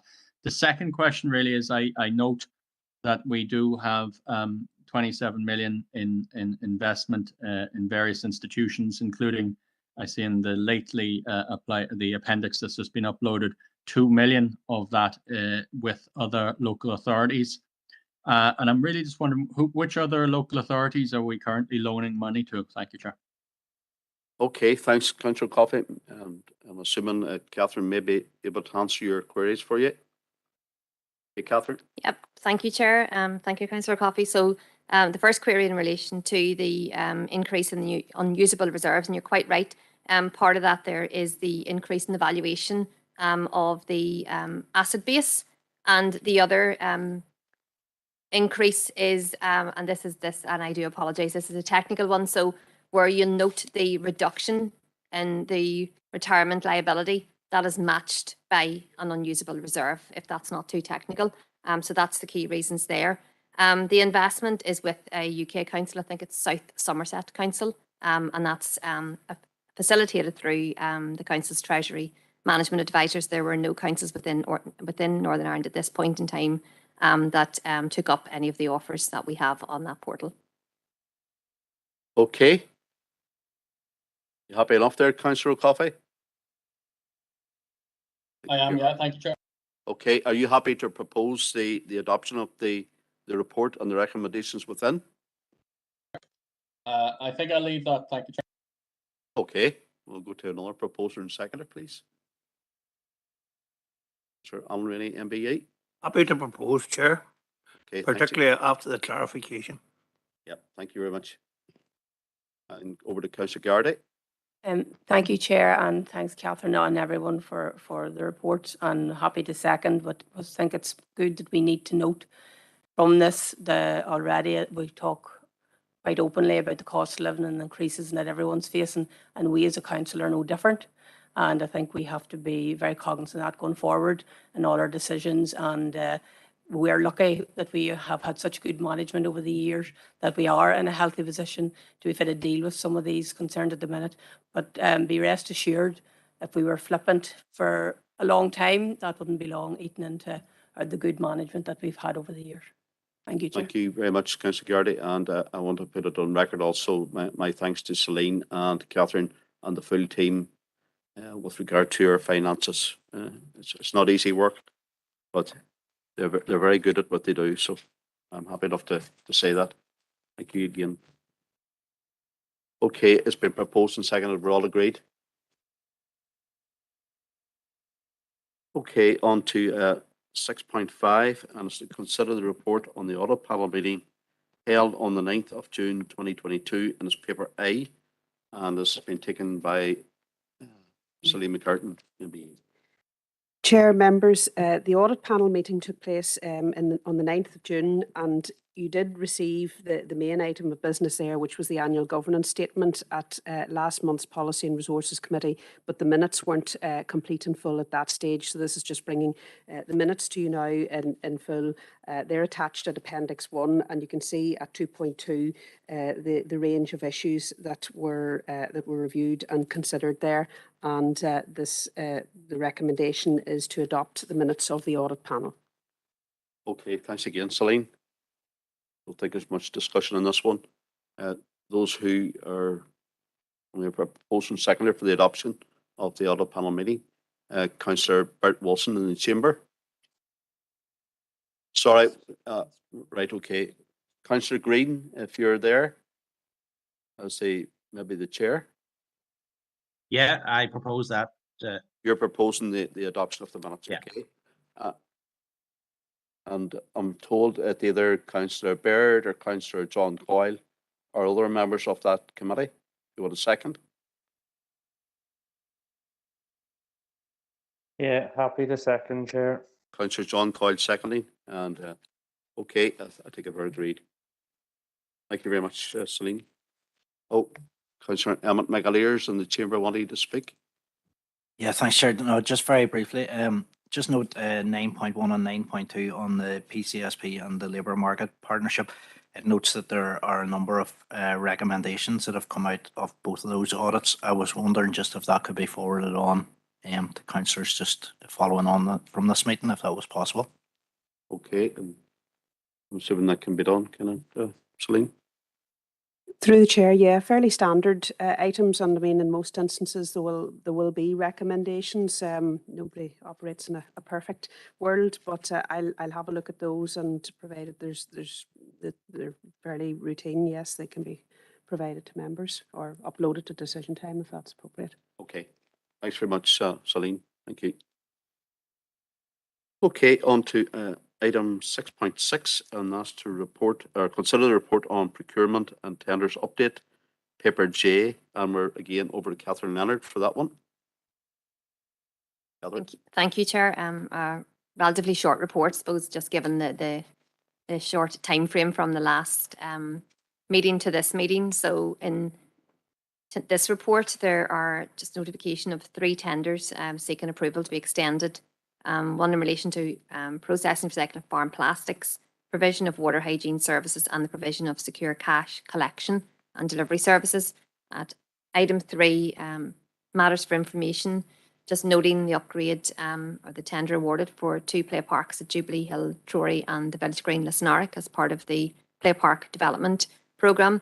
Item 3.2 is just to note the council officers will use a framework for the purchase of wheelied bins.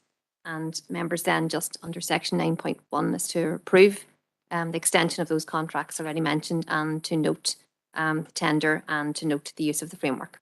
Thank you, Chair. Okay, thanks very much, Catherine. So the recommendations under 9.1, 3 points for to approve, and 9.2 for noting two issues. We'll go to the chamber now, and we have Councillor Victor Warrington.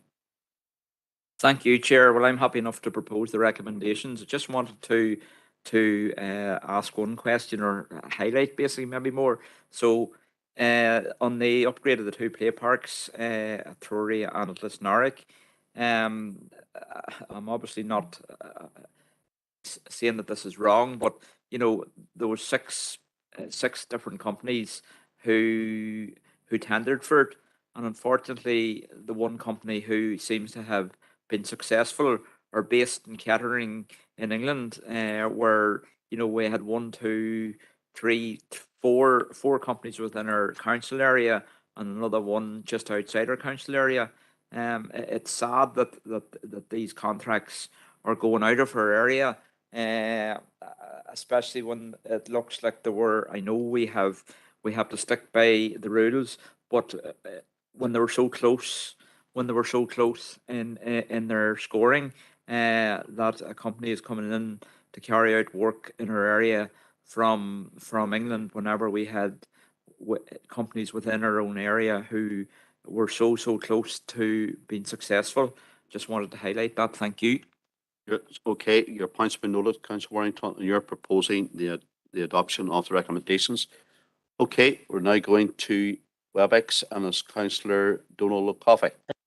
Yeah, thanks, Chair. I'm happy to second them. I'm just, I see there's a reference there to provision of water hygiene services. Now, I don't know if that's the right sort of water hygiene, but it could be well useful to us if we have such a capacity, because I understand that as a result of a major, destruction of a water mains in Enniskillen, we've now got a large amount of sewage that's just gone into the River Erne. And there's already a major problem with water fern growing over. So I'm wondering whether if this is the water sort of hygiene services, is there a way that the council can take proactive measures to prevent, what is quite literally a mini disaster in the middle of our county town in the middle of July? Thank you, Chair. Bring Catherine in here. Maybe she may have a comment. Just specifically in relation to this, and then maybe the Chief Executive or Celine might want to comment. This is in relation to water hygiene within our council facilities, and it's just the maintenance of that. Right, Chair, just maybe to add it, my understanding it's Legionella and associated checks, and the normal monitoring, so it wouldn't have the capacity for what you're proposing or suggesting, Councillor Coffey, to be a different specialism. Okay, Councillor Coffey. Yeah, Chair, I thank both Catherine and the Chief Executive for their responses. But in which case, do we have anything to our hands as a council to deal with what's occurred today? Thank you, Chair. I suppose to the best of my knowledge, we don't, but I think the other element, it wouldn't actually be within the council's competence to resolve the matter. I think it would be through one of the lead government agencies. Okay. Okay, it's been proposed and seconded, and I think we're all agreed with the recommendations. Thank you. Okay, it's on to item 6.7. It's to consider the report on staff matters, paper K, and it's over to Celine McCartan, MBE. Thank you, Chair. Two items for approval and an item for information on this staffing report. The first item is on the proposed Christmas closure dates for the main council buildings, and this requires then some leave arrangements. And then I suppose allied to that is the arrangements for the chair's Christmas reception, and which does now incorporate a staff recognition event for long service, for innovation, and then some awards from the Sports and Social Club and also recent retirees. So council approval is sought for those arrangements. And then the information item is quite important. It relates to the council's triennial review, which is called the Article 55 review, which is a submission to the Equality Commission in connection with the Equality, Fair Employment and Treatment Order 1998. We provided members with a copy of our submission earlier this year, and we're now providing you with the response, which is detailed at Appendix 1. There are a number of observations within that, and but I would stress that we do also commentary around the work that the council does around its affirmative action, around its policies and procedures and outreach activity. So I suppose in connection with the report that we reviewed earlier from the consultation response that we replied to from the Housing Executive, the council is not in formal affirmative action measures, nor are we being asked in any way to do that. But we are just being asked to continue to monitor our various breakdowns, to look at whether we do wish to have a formal redundancy policy, and to continue to implement the measures that we are doing, and consider any further outreach measures that would be appropriate for underrepresented communities. This is again, in line with our expectations for this report and our own assessment and work on it. And this will be taken forward by the Human Resources team in conjunction with the senior management team as well. So the recommendations are that the Council approves the Christmas closure dates and the hosting of a Chair's reception for staff and annual staff recognition event, and notes the Equality Commission comments on the triennial review under Article 55. Thank you. Okay, thanks very much, Celine. And go to the chamber first here with Councillor Bert Wilson. Yes, Chair. Well, I would propose the acceptance of these proposals, but in 2.2.1, I think there would need to be a slight alteration made there, because I don't think our chair could manage that. Apologies. Oh no, we couldn't. It would be 22 as opposed to 2002. We would have to travel back in time. That's a typo. Thank you very much, Councillor Wilson. That would be a good trick. Well spotted, Councillor Wilson. Yeah. Okay. So you're proposing the recommendations. Yeah. Now we'll go to Councillor Mary Gardy in the chamber. Thank you, Chair, and happy to second the recommendations as in the report and propose a noting of the report in Appendix 1. Anything to do with Christmas is just very welcome to this stage, and love when Christmas Day falls on a Sunday. So roll on Christmas. And all I can say is hopefully the chair of the council will get to meet people in person this year instead of doing it on a screen. But there we are. We had to do what we had to do. Over now to WebEx. We have Councillor Donald O'Coffey. Yeah, thank you, Chair. I'm supportive of the proposals around the Christmas and all that, but I think that this report from the Equality Commission is a very significant report, and I do think we need to take it very seriously. It highlights in particular there are a number of divergences in terms of community representation across various post levels and so on. I do note, and I kind of was querying why only SOC4 divergencies were resulted in a recommendation from the Equality Commission, whereas it's clear that there are divergences in regard to SOCs 1 to 3 and 5 to 9. I think we should take all of them, regardless of which direction they occur, seriously and to monitor them on an ongoing basis. And I'm sure we do. But I note that the Commission actually recommends that the Council take actions, and those are not as per what we are about to adopt if we simply adopt what is being proposed. The recommendations from the Equality Commission to our Council are that we monitor and review the proportions of applicants for SOC4 post, I would say all the posts, frankly, at the Council over the period of the next review. That we ensures, they're looking for us to ensure that we have a formal redundancy policy and procedure in place, which I think is only right. I note that we don't have a formal redundancy position. It states, the Equality Commission states that maybe this is currently being revised. It's not, as far as I know. And they also further state, the Equality Commission states to our Council that it is good practice in terms of ensuring equality of opportunity and fair treatment for all employees to have a formal redundancy policy and procedure in place. So I think we should have a formal redundancy policy and procedure as per the Equality Commission recommendations. And I also note the final recommendation from the Equality Commission to the Council that we continue to implement affirmative action measures and considers some further outreach measures to encourage applications from underrepresented communities. So I think that those are positive recommendations, and I think we can't afford to ignore what the Equality Commission is telling us. This is a major issue for any public body, and I think that we should take action as per their recommendations. So I'd like to propose that. Thank you, Chair. Okay, I'm just going to bring Celine in on this one. Yes, Chair, just a couple of comments again. Without going into the detail of all of the statistics here, for different categories, different proportions or comparator proportions are used. Specifically in relation to the monitor and reviews the proportions of applicants to SOC4 posts.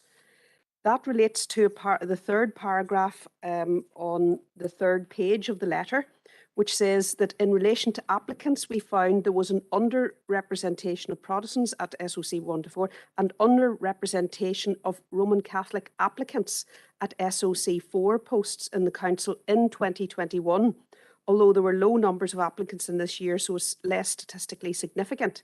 Yet, if you go to the top of the page 2, it says that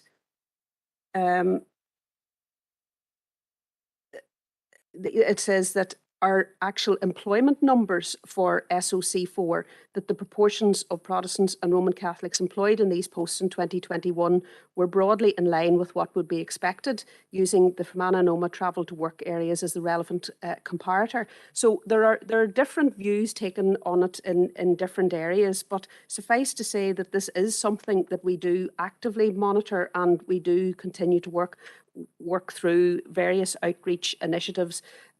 There's nothing that is of a very red flag here of concern for us. The point in relation to the redundancy policy that I would like to make is that thankfully this council has been in the position that there have not been any formal redundancies or statutory redundancies required. Any redundancies that the council has had have been really on a voluntary retirement basis, and we have not had the need for a redundancy policy accordingly, and we have applied, we do have a policy which is called the Employer's Discretions Policy, and that's the policy that members would be aware of, and that has been relevant to any voluntary exits or retirements from the council. So there hasn't been a redundancy policy because thankfully we've been in the situation that we haven't made anybody redundant in that sense. Thank you, Celine. So we've had it proposed and seconded, but Councillor Coffey, does Celine's explanations to you, does that not suffice instead of making further proposals? Thank you, Chair, for letting me back in. I do recognise what Celine has said, but I think the fact that the Equality Commission has made recommendations is something I think we need to take very seriously. I think while it is certainly thankfully the case, we have not ever had a formal compulsory redundancy situation. Obviously, having a formal redundancy policy puts a floor to any potential voluntary package, and it gives a surety. And I think the point being made by the Equality Commission is actually having one of these prevents any perception that there is discrimination at foot in any regard against a particular community. The issue in regard to SOC 4, I was actually stating that it's quite clear across the board that there seems to be underrepresentation across a broad range of sectors, but in particular at SOC 4 level, according to this report. And it is noteworthy that the Equality Commission is recommending that our council specifically monitor this into the future. And I think we should do what they are recommending. Thank you, Chair. Yeah, well, my take on what Celine has said is that that is exactly what we're doing, and we're going to continue to do. Okay. Well, I realise that's your take, but obviously the Equality Commission has made a recommendation, so that's what I'm going on. Thank you, Chair. Okay. And the chamber again, we have Councillor Emmett McAleer. Thank you, Chair, and thanks to Celine for coming back and clarifying a number of issues there. I think my read on it is that of the three concluding points and the three recommendations made, I think the first and the last are nearly that the council continues to do what it is doing. The middle one around the formal redundancy policy is, to me, the one that jumps out as an action going forward that we should be taking. There is, the letter concludes that if we want to discuss or talk about any of the issues, the equality officer is more than happy that we go back to them. And I would like to think that if there were sort of noted discrepancies, that perhaps that's something we already have done. But in terms of the points made by Councillor Coffey, that these list of recommendations are coming from the Equality Office and that the Equality Commission, and that we maybe are implementing some of them, but across the board we could possibly tighten up.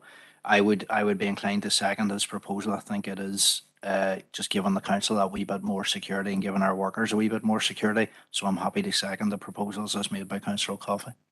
Thank you, Councillor McAleer. And back in the chamber again, we have Councillor Tommy Maguire. Margaret Carley, and in light of the proposal that has just been made, I would find that I am inadequately advised, and could I suggest that on the back of that proposal that we would need a full report of the impact of such a proposal on our working. So I would not be happy to make that decision tonight. Okay. As the total impact, I think we deserve a report back as to the total impact of what has been proposed. Okay. Chair, Bring it in. Margaret. Certainly, Executive. Chair, I think we could take that on board. I think, Chair, if I may just highlight a couple of things. So the work that we're doing with the Equality Commission, and indeed this review, is ongoing. So the reality is we are cognizant of any recommendations that they make in the context of our ongoing work. So you have already your proposer and seconder for the adoption of the noting of the report. And certainly my suggestion would be, Chair, we could note the comments in terms of redundancy and other matters, and indeed the wider impact. As Selena said, we're happily not in the position of having had to require to have such a policy or to make such requests. But please, to be assured that in a similar way for any internal audit or other recommendations, any recommendations from a public body in relation to its work with the council would be the starting point of our work on an ongoing basis. So I think it actually is, it almost is superseded on an ongoing basis by the work that we do. Thank you very much, Chief Executive. And Councillor Coffey is ready, but I'm going to go to Councillor Robert Irvine here of WebEx. Thank you very much, Chair. Chair, it's a sensitive subject, and I agree with Councillor Maguire. I think if we're going to make on the hoof decisions, we need a proper and adequate report coming back to the committee. The question I would raise, and I hesitate in raising it, but because of the employment position of Councillor Coffey, is it quite right that he actually should be raising an issue in this regard? Because this is actually regarding employee rights, and he is a union representative. Now, he hasn't declared an interest in regard to this item, but I wonder whether he should have declared and he shouldn't be speaking on the issue. Thank you, Chair. Thank you, Councillor Irvine, and I'm sure Councillor O'Coffey is well aware of his duties. And Councillor Coffey, I'm going to let you come on very, very quickly. And yeah, I don't know where Councillor there's any suggestion that this relates to trade unions. Obviously, I don't think anyone's mentioned that. Now, obviously, the beneficiaries of a redundancy policy would be the entire workforce. It's not just the members of a trade union. So I don't see any relevance at all, frankly. But I do say this, it has been stated that there has been no redundancies, and therefore I would envisage that the question that Councillor Maguire is looking for further information on is that there is no immediate cost from this for the council, and it isn't entirely, actually, I think this is a sort of action we could take without any potential impact, but it will actually address something which the Equality Commission, and I think it is quite important we note that this is a major and it is a sensitive issue considering our history in our country, that when they're making a recommendation, I think it is important that we do take it on board, and it's such a if it isn't even, it's something that will never be utilized, then what is the cost of having compliance with it? Thank you, Chair.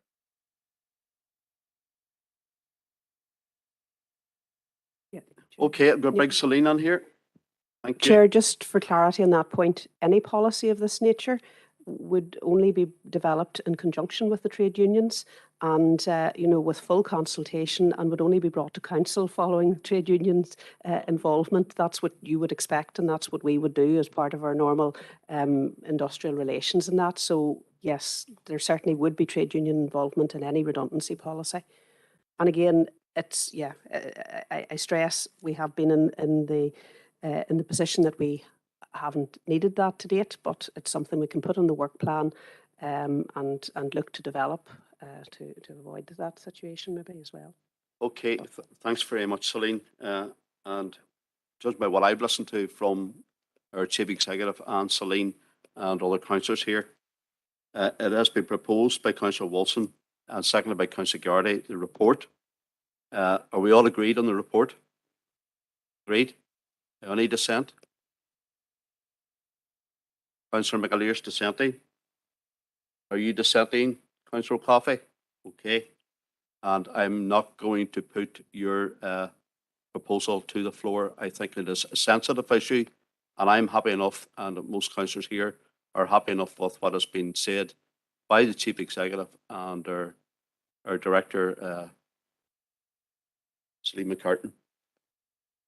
So we're moving on from that. Thank you.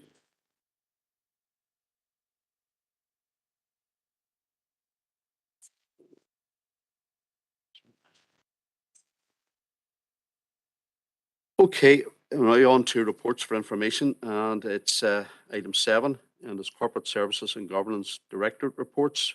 And I'll take it again, it's for information.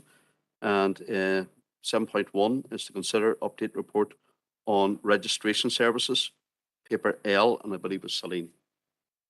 Thank you, Chair. And this is an annual report we bring to Council which gives you information on our registration services, that's births, deaths and marriages, that the Council provides across the district from the Grange here and also in county buildings in Enniskillen. There's obviously legislative requirements and those are set out at section 2.1.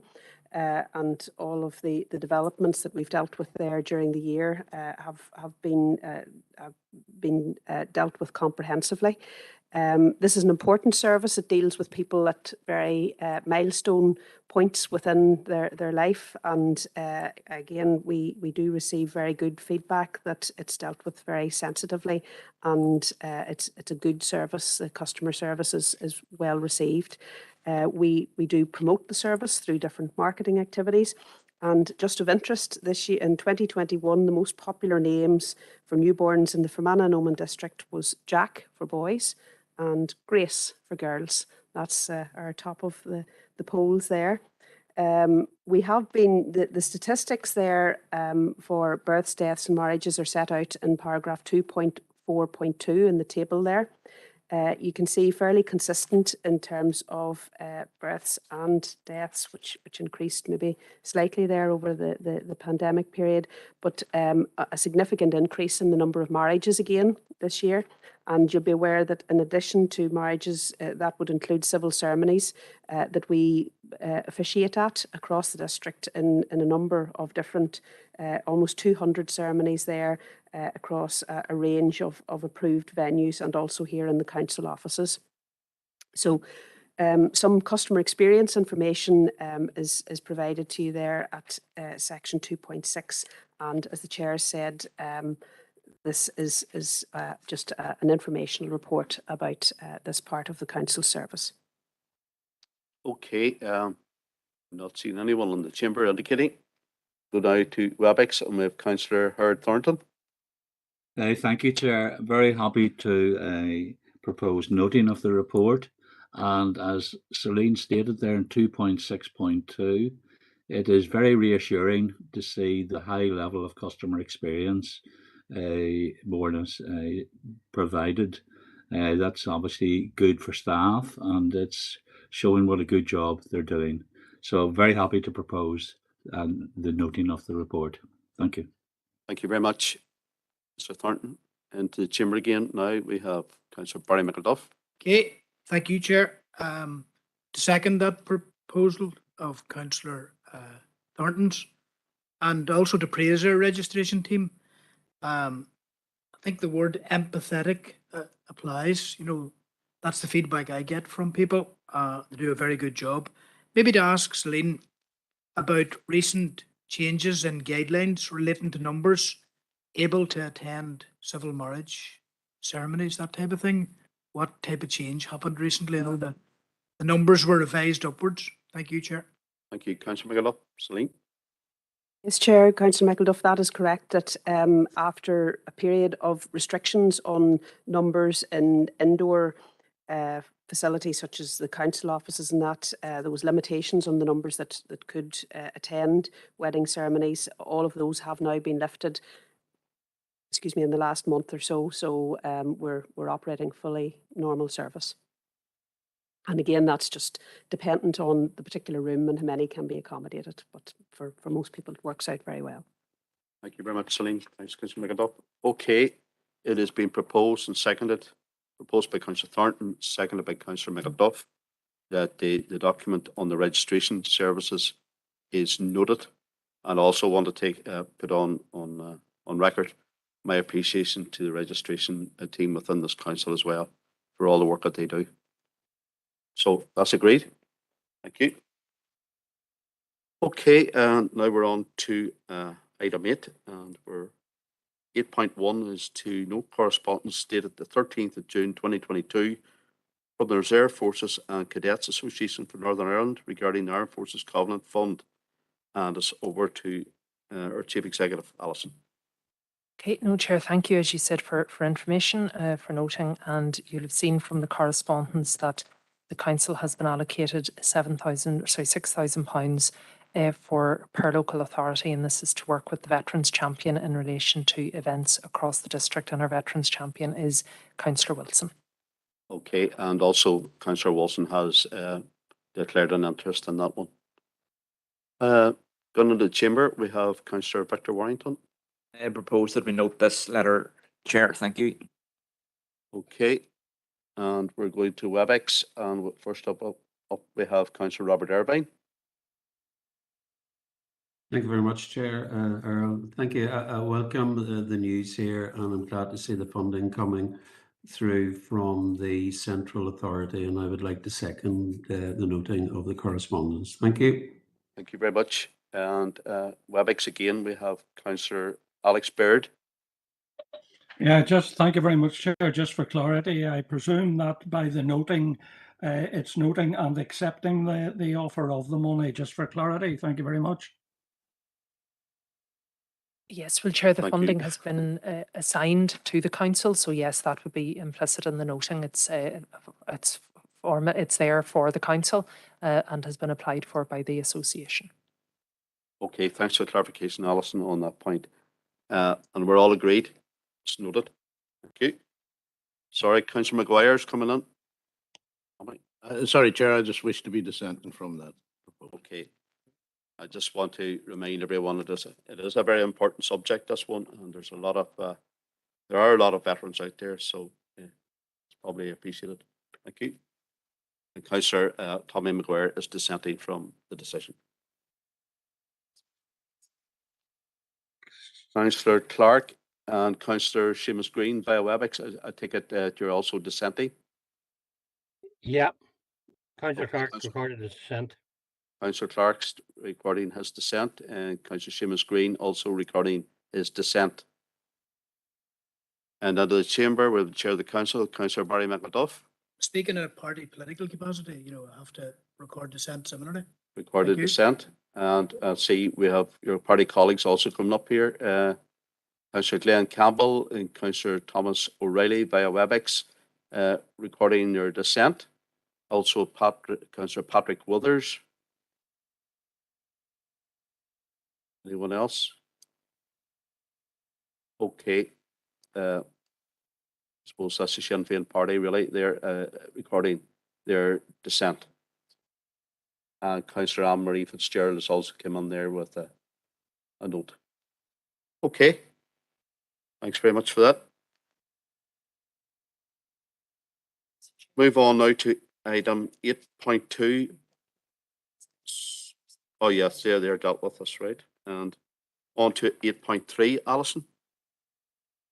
Chair, we have a number of items just in the other correspondence folder. So 831 is from the Minister for Health regarding the review of urgent and emergency care services in Northern Ireland review. Just for noting, Chair. Okay. Hopefully you've all got the letter from the Minister for Health. Can we propose some seconder for the noting? And also, can the councillors on WebEx please, the Sinn Féin councillors, if you can lower your hands, please. Chair, I was looking to declare an interest just. All right. Anne-Marie here. Councillor Fitzgerald declaring interest on the health issue. Okay, thank you. Thank you. Okay, we're now to the chamber. Councillor Victor Warrington. Proposed noting of this letter, Chair. Proposed note. And over to the chamber again, and we have Councillor Bert Wilson. Chair, yes, I'm not sure whether I'm aligned, but right now, I would like to thank Alison and the team from the council who did a wonderful job on the new cemetery yesterday and have it looking very, very well. It was really speedily and well done. Thank you. And I know your comments are well made, but I don't think it's the relevant part of the agenda to bring that in. Thanks again. Okay, no bother. Councillor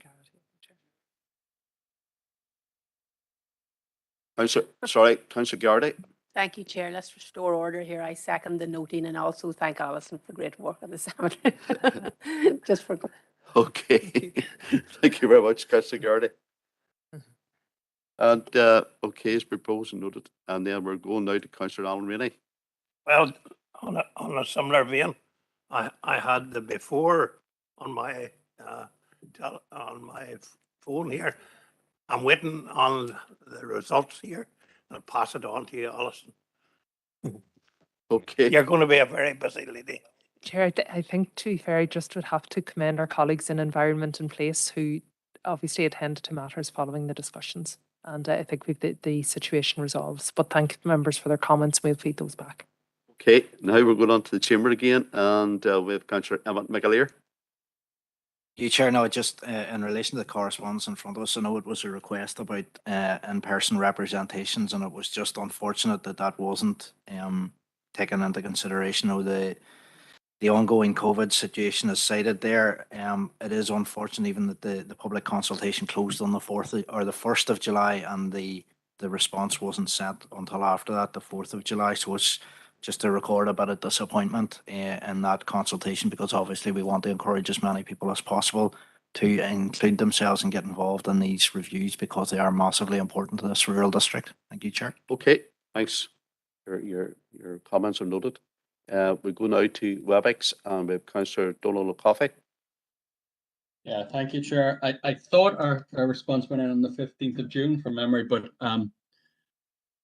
I don't believe that there's a more important consultation that's before us than this one at the moment, because I think we're looking at the rising likelihood of a loss of emergency surgery services effectively.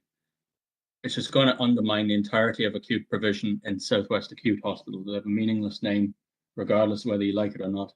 And the idea that there wasn't even public consultations on the framework within which the decisions in this will be taken is shameful. The fact that this consultation was pushed at the time when it was unable to have such public events itself shows the rush to take these other actions. The fact that the consultation closed on the 1st July, but the day before, on the 30th of June, the minister unilaterally announced and published a review into the location of general surgery in Northern Ireland 1, which is already appearing to be prejudged in regard to removal of emergency surgery at Southwest Acute Hospital. We are undoubtedly looking at the immediate prospect in coming months and at most years of having a hospital which does not have emergency surgery. That's already happened at Daisy Hill and Newry, and now we're going to see this happen in Enniskillen. There will not be emergency surgery, if that is the case, anywhere west of Craigavon and south of Altnagelvin within Northern Ireland. And you'll have to drive a long way even over the border to access emergency surgery. So, you know, this is as bad as it gets. And the consequences of removing emergency surgery for anesthetics, for stroke, for maternity are obvious, you know, to anyone that realizes the interconnectedness of these services. Cardiology, this is really severe stuff. And we, if anything, I think we as a council now need to look at this review of general surgery and even look at the framework that the minister has published for this, which clearly will allow services in the likes of SWA to be closed on the grounds that driving over 2 hours or wherever it is to get to surgery will actually have a better outcome. For that's what the argument is. And this has all been driven by rationalization, privatization, cut back the Bangor agenda. So I'm disappointed wouldn't be the right word for this response. It's shameful, and I think we as a community need to stand up and defend ourselves, because what is going to happen is people are going to die on the roadsides if this goes through. Thank you, Chair. Thank you, Councillor Coffey. I'm going to bring our Director, Celine McCartan, on here. Chair, just to refer to members to the papers of last month and the detailed comprehensive consultation response that was submitted on behalf of the Council to this consultation exercise, which did address, I hope, all of the issues that Councillor Coffey has raised there around travel time, around rural inequalities, and various other issues to do with staffing, etc. So that we have fully participated in this consultation exercise, regardless of the fact that there wasn't this face-to-face. This is, I suppose, is an approach as opposed to the fact our response has been submitted, regardless. Thank you, Celine, for that. I'm going to let Councillor Warrington in, although he has proposed and has been seconded by Councillor Gardy, that we note this correspondence, but I'm going to let you in very quickly, Councillor Warrington. Thank you. I think Councillor O'Coffey's comments are disappointing to a degree. They're all so negative, and we spoke about the negativity surrounding the SWA on numerous occasions, and negativity, unfortunately, breeds negativity, and such negativity obviously goes out there in the press and everywhere else. The SWA, you know, Councillor O'Coffey basically has the hospital closed, if we listen to him here, but I think that couldn't be further from the truth. Yes, there's ongoing consultation that we're all involved in, and certainly as a member of the Health Committee, I'm very much involved in it. But let's try to look at some positives instead of all the negatives, and move forward, because at the end of the day, we spoke about this in depth at the part that we're talking about the difficulty in getting doctors and nurses to the SWA, and part of that reason is negativity out there, and certainly all Councillor O'Coffey is doing at this time is contributing to that negativity. Like, we want to sound positive. We have a fantastic building there, and let's be positive going forward, and try to keep the side up. Thank you. Thank you very much, Mr. Warrington. Okay, it's been proposed and seconded for noting. I take it we're all agreed. Thank you for that. Okay, Alison. Yes, Chair, thank you. The next item is just the NILGA regional programme from August 22 to January 2023. The majority of which are virtual or online events, just one in person. And just if members would review, and if there is a desire to attend, if you'd please notify Democratic Services Chair, and we will update the schedules accordingly and notify NILGA. Okay, you've heard the comments of Chief Executive. So anyone that wants to attend, please register your interest with Democratic Services, so that can be done. Can we have a proposal seconded for the noting of this document? Councillor Garday in the chamber, seconded by Councillor Matthew Bell, and agreed. Thank you. Thank you, Chair. Item 823 is just notification from Derry City and Strabane District Council of their confirmed nominations, which is a change in nomination to the A5N2 working group, again for information. Okay, membership, you've heard the Chief Executives for noting. Can we propose and second for noting? Councillor Alan Rainey, MBE, seconded by Councillor Tommy Maguire, and agreed. Thank you. Okay, Chief Executive. Thanks, Chair. Item 834. All right. What do we see? Do you wish to come on? Hold on, I'll bring you on here. Sorry, Chair, just to declare an interest in the next letter from the DFE, because again it refers to Southwest College, so as an employee, just to declare an interest. Sorry about that. No problem. Okay. Sorry, Chief Executive. That's fine, Chair. Thank you. Just correspondence dated the 6th of July from the Minister, and this was in relation to the Council's inquiry as to the breakdown of figures around the variety of programmes which the Minister had previously referenced. The details are appended to the main letter. Okay, members, it's all fairly self-explanatory there from the Minister in response to our letter to him. Can we have a proposal and seconder for noting? Councillor Tommy Maguire. We have seconder, Councillor Matthew Bell. And agreed. Thank you. Chief Executive. Thanks, Chair. The last letter then is just from dated 6th of July from the Department for Infrastructure, and this is in relation to the Council's inquiries regarding the Castle Street, Irvinstown. It was really to ensure that there'd been appropriate consultation on the equality impact assessment. So the letter sets out that the equality impact assessment has been undertaken, and the intention now would be to publicly advertise and consult on the matter. Okay, thanks for that, Chief Executive. Going to WebEx, and we have Councillor Diane Armstrong. Thank you, Chair. Proposed to note. Also note, thank you, Councillor Armstrong. Councillor Paul Stevenson has joined us on WebEx. Happy to second. Okay, seconded, proposed and seconded for noting. All agreed. Thank you. Chief Executive, any other? No, that's it. Okay, we're on to item 9, and that's any urgent and relevant business. I haven't been informed of any business, any of our officers or Chief Executive? No. Okay, we'll move on from that. Okay, we're now going to part 2 business. So, can we propose and seconded to go into committee? Proposed by Councillor Mary Gardy, seconded by Councillor Matthew Bale in the chamber. We're now going into committee. Just give us a moment, and Selena will give us an indication.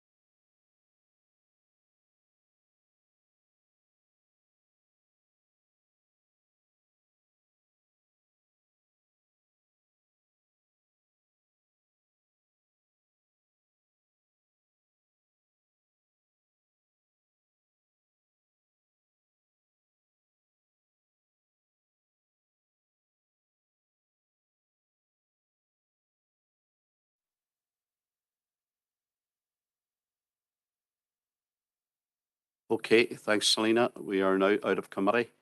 Can I ask the Chief Executive to give a report on what actually took place in confidential business? Thank you, Chair. While in confidential, the Council considered the matters, or the committee considered matters arising of its meeting on the 15th of June, and there were no matters arising from that meeting. And the committee also considered a report on confidential staff matters, received a number of updates and noted those, Chair, and approved the various recommendations. Thank you very much, Chief Executive. Can proposer and seconder for the report? Councillor Mary Gardy, seconded by Councillor Alan Rainey, MBE, and all agreed. Okay, at this juncture, can I thank everyone for taking part, our Chief Executive, our Director, and all our officers who have been here this evening, and our councillors who have attended in the Greens and via WebEx.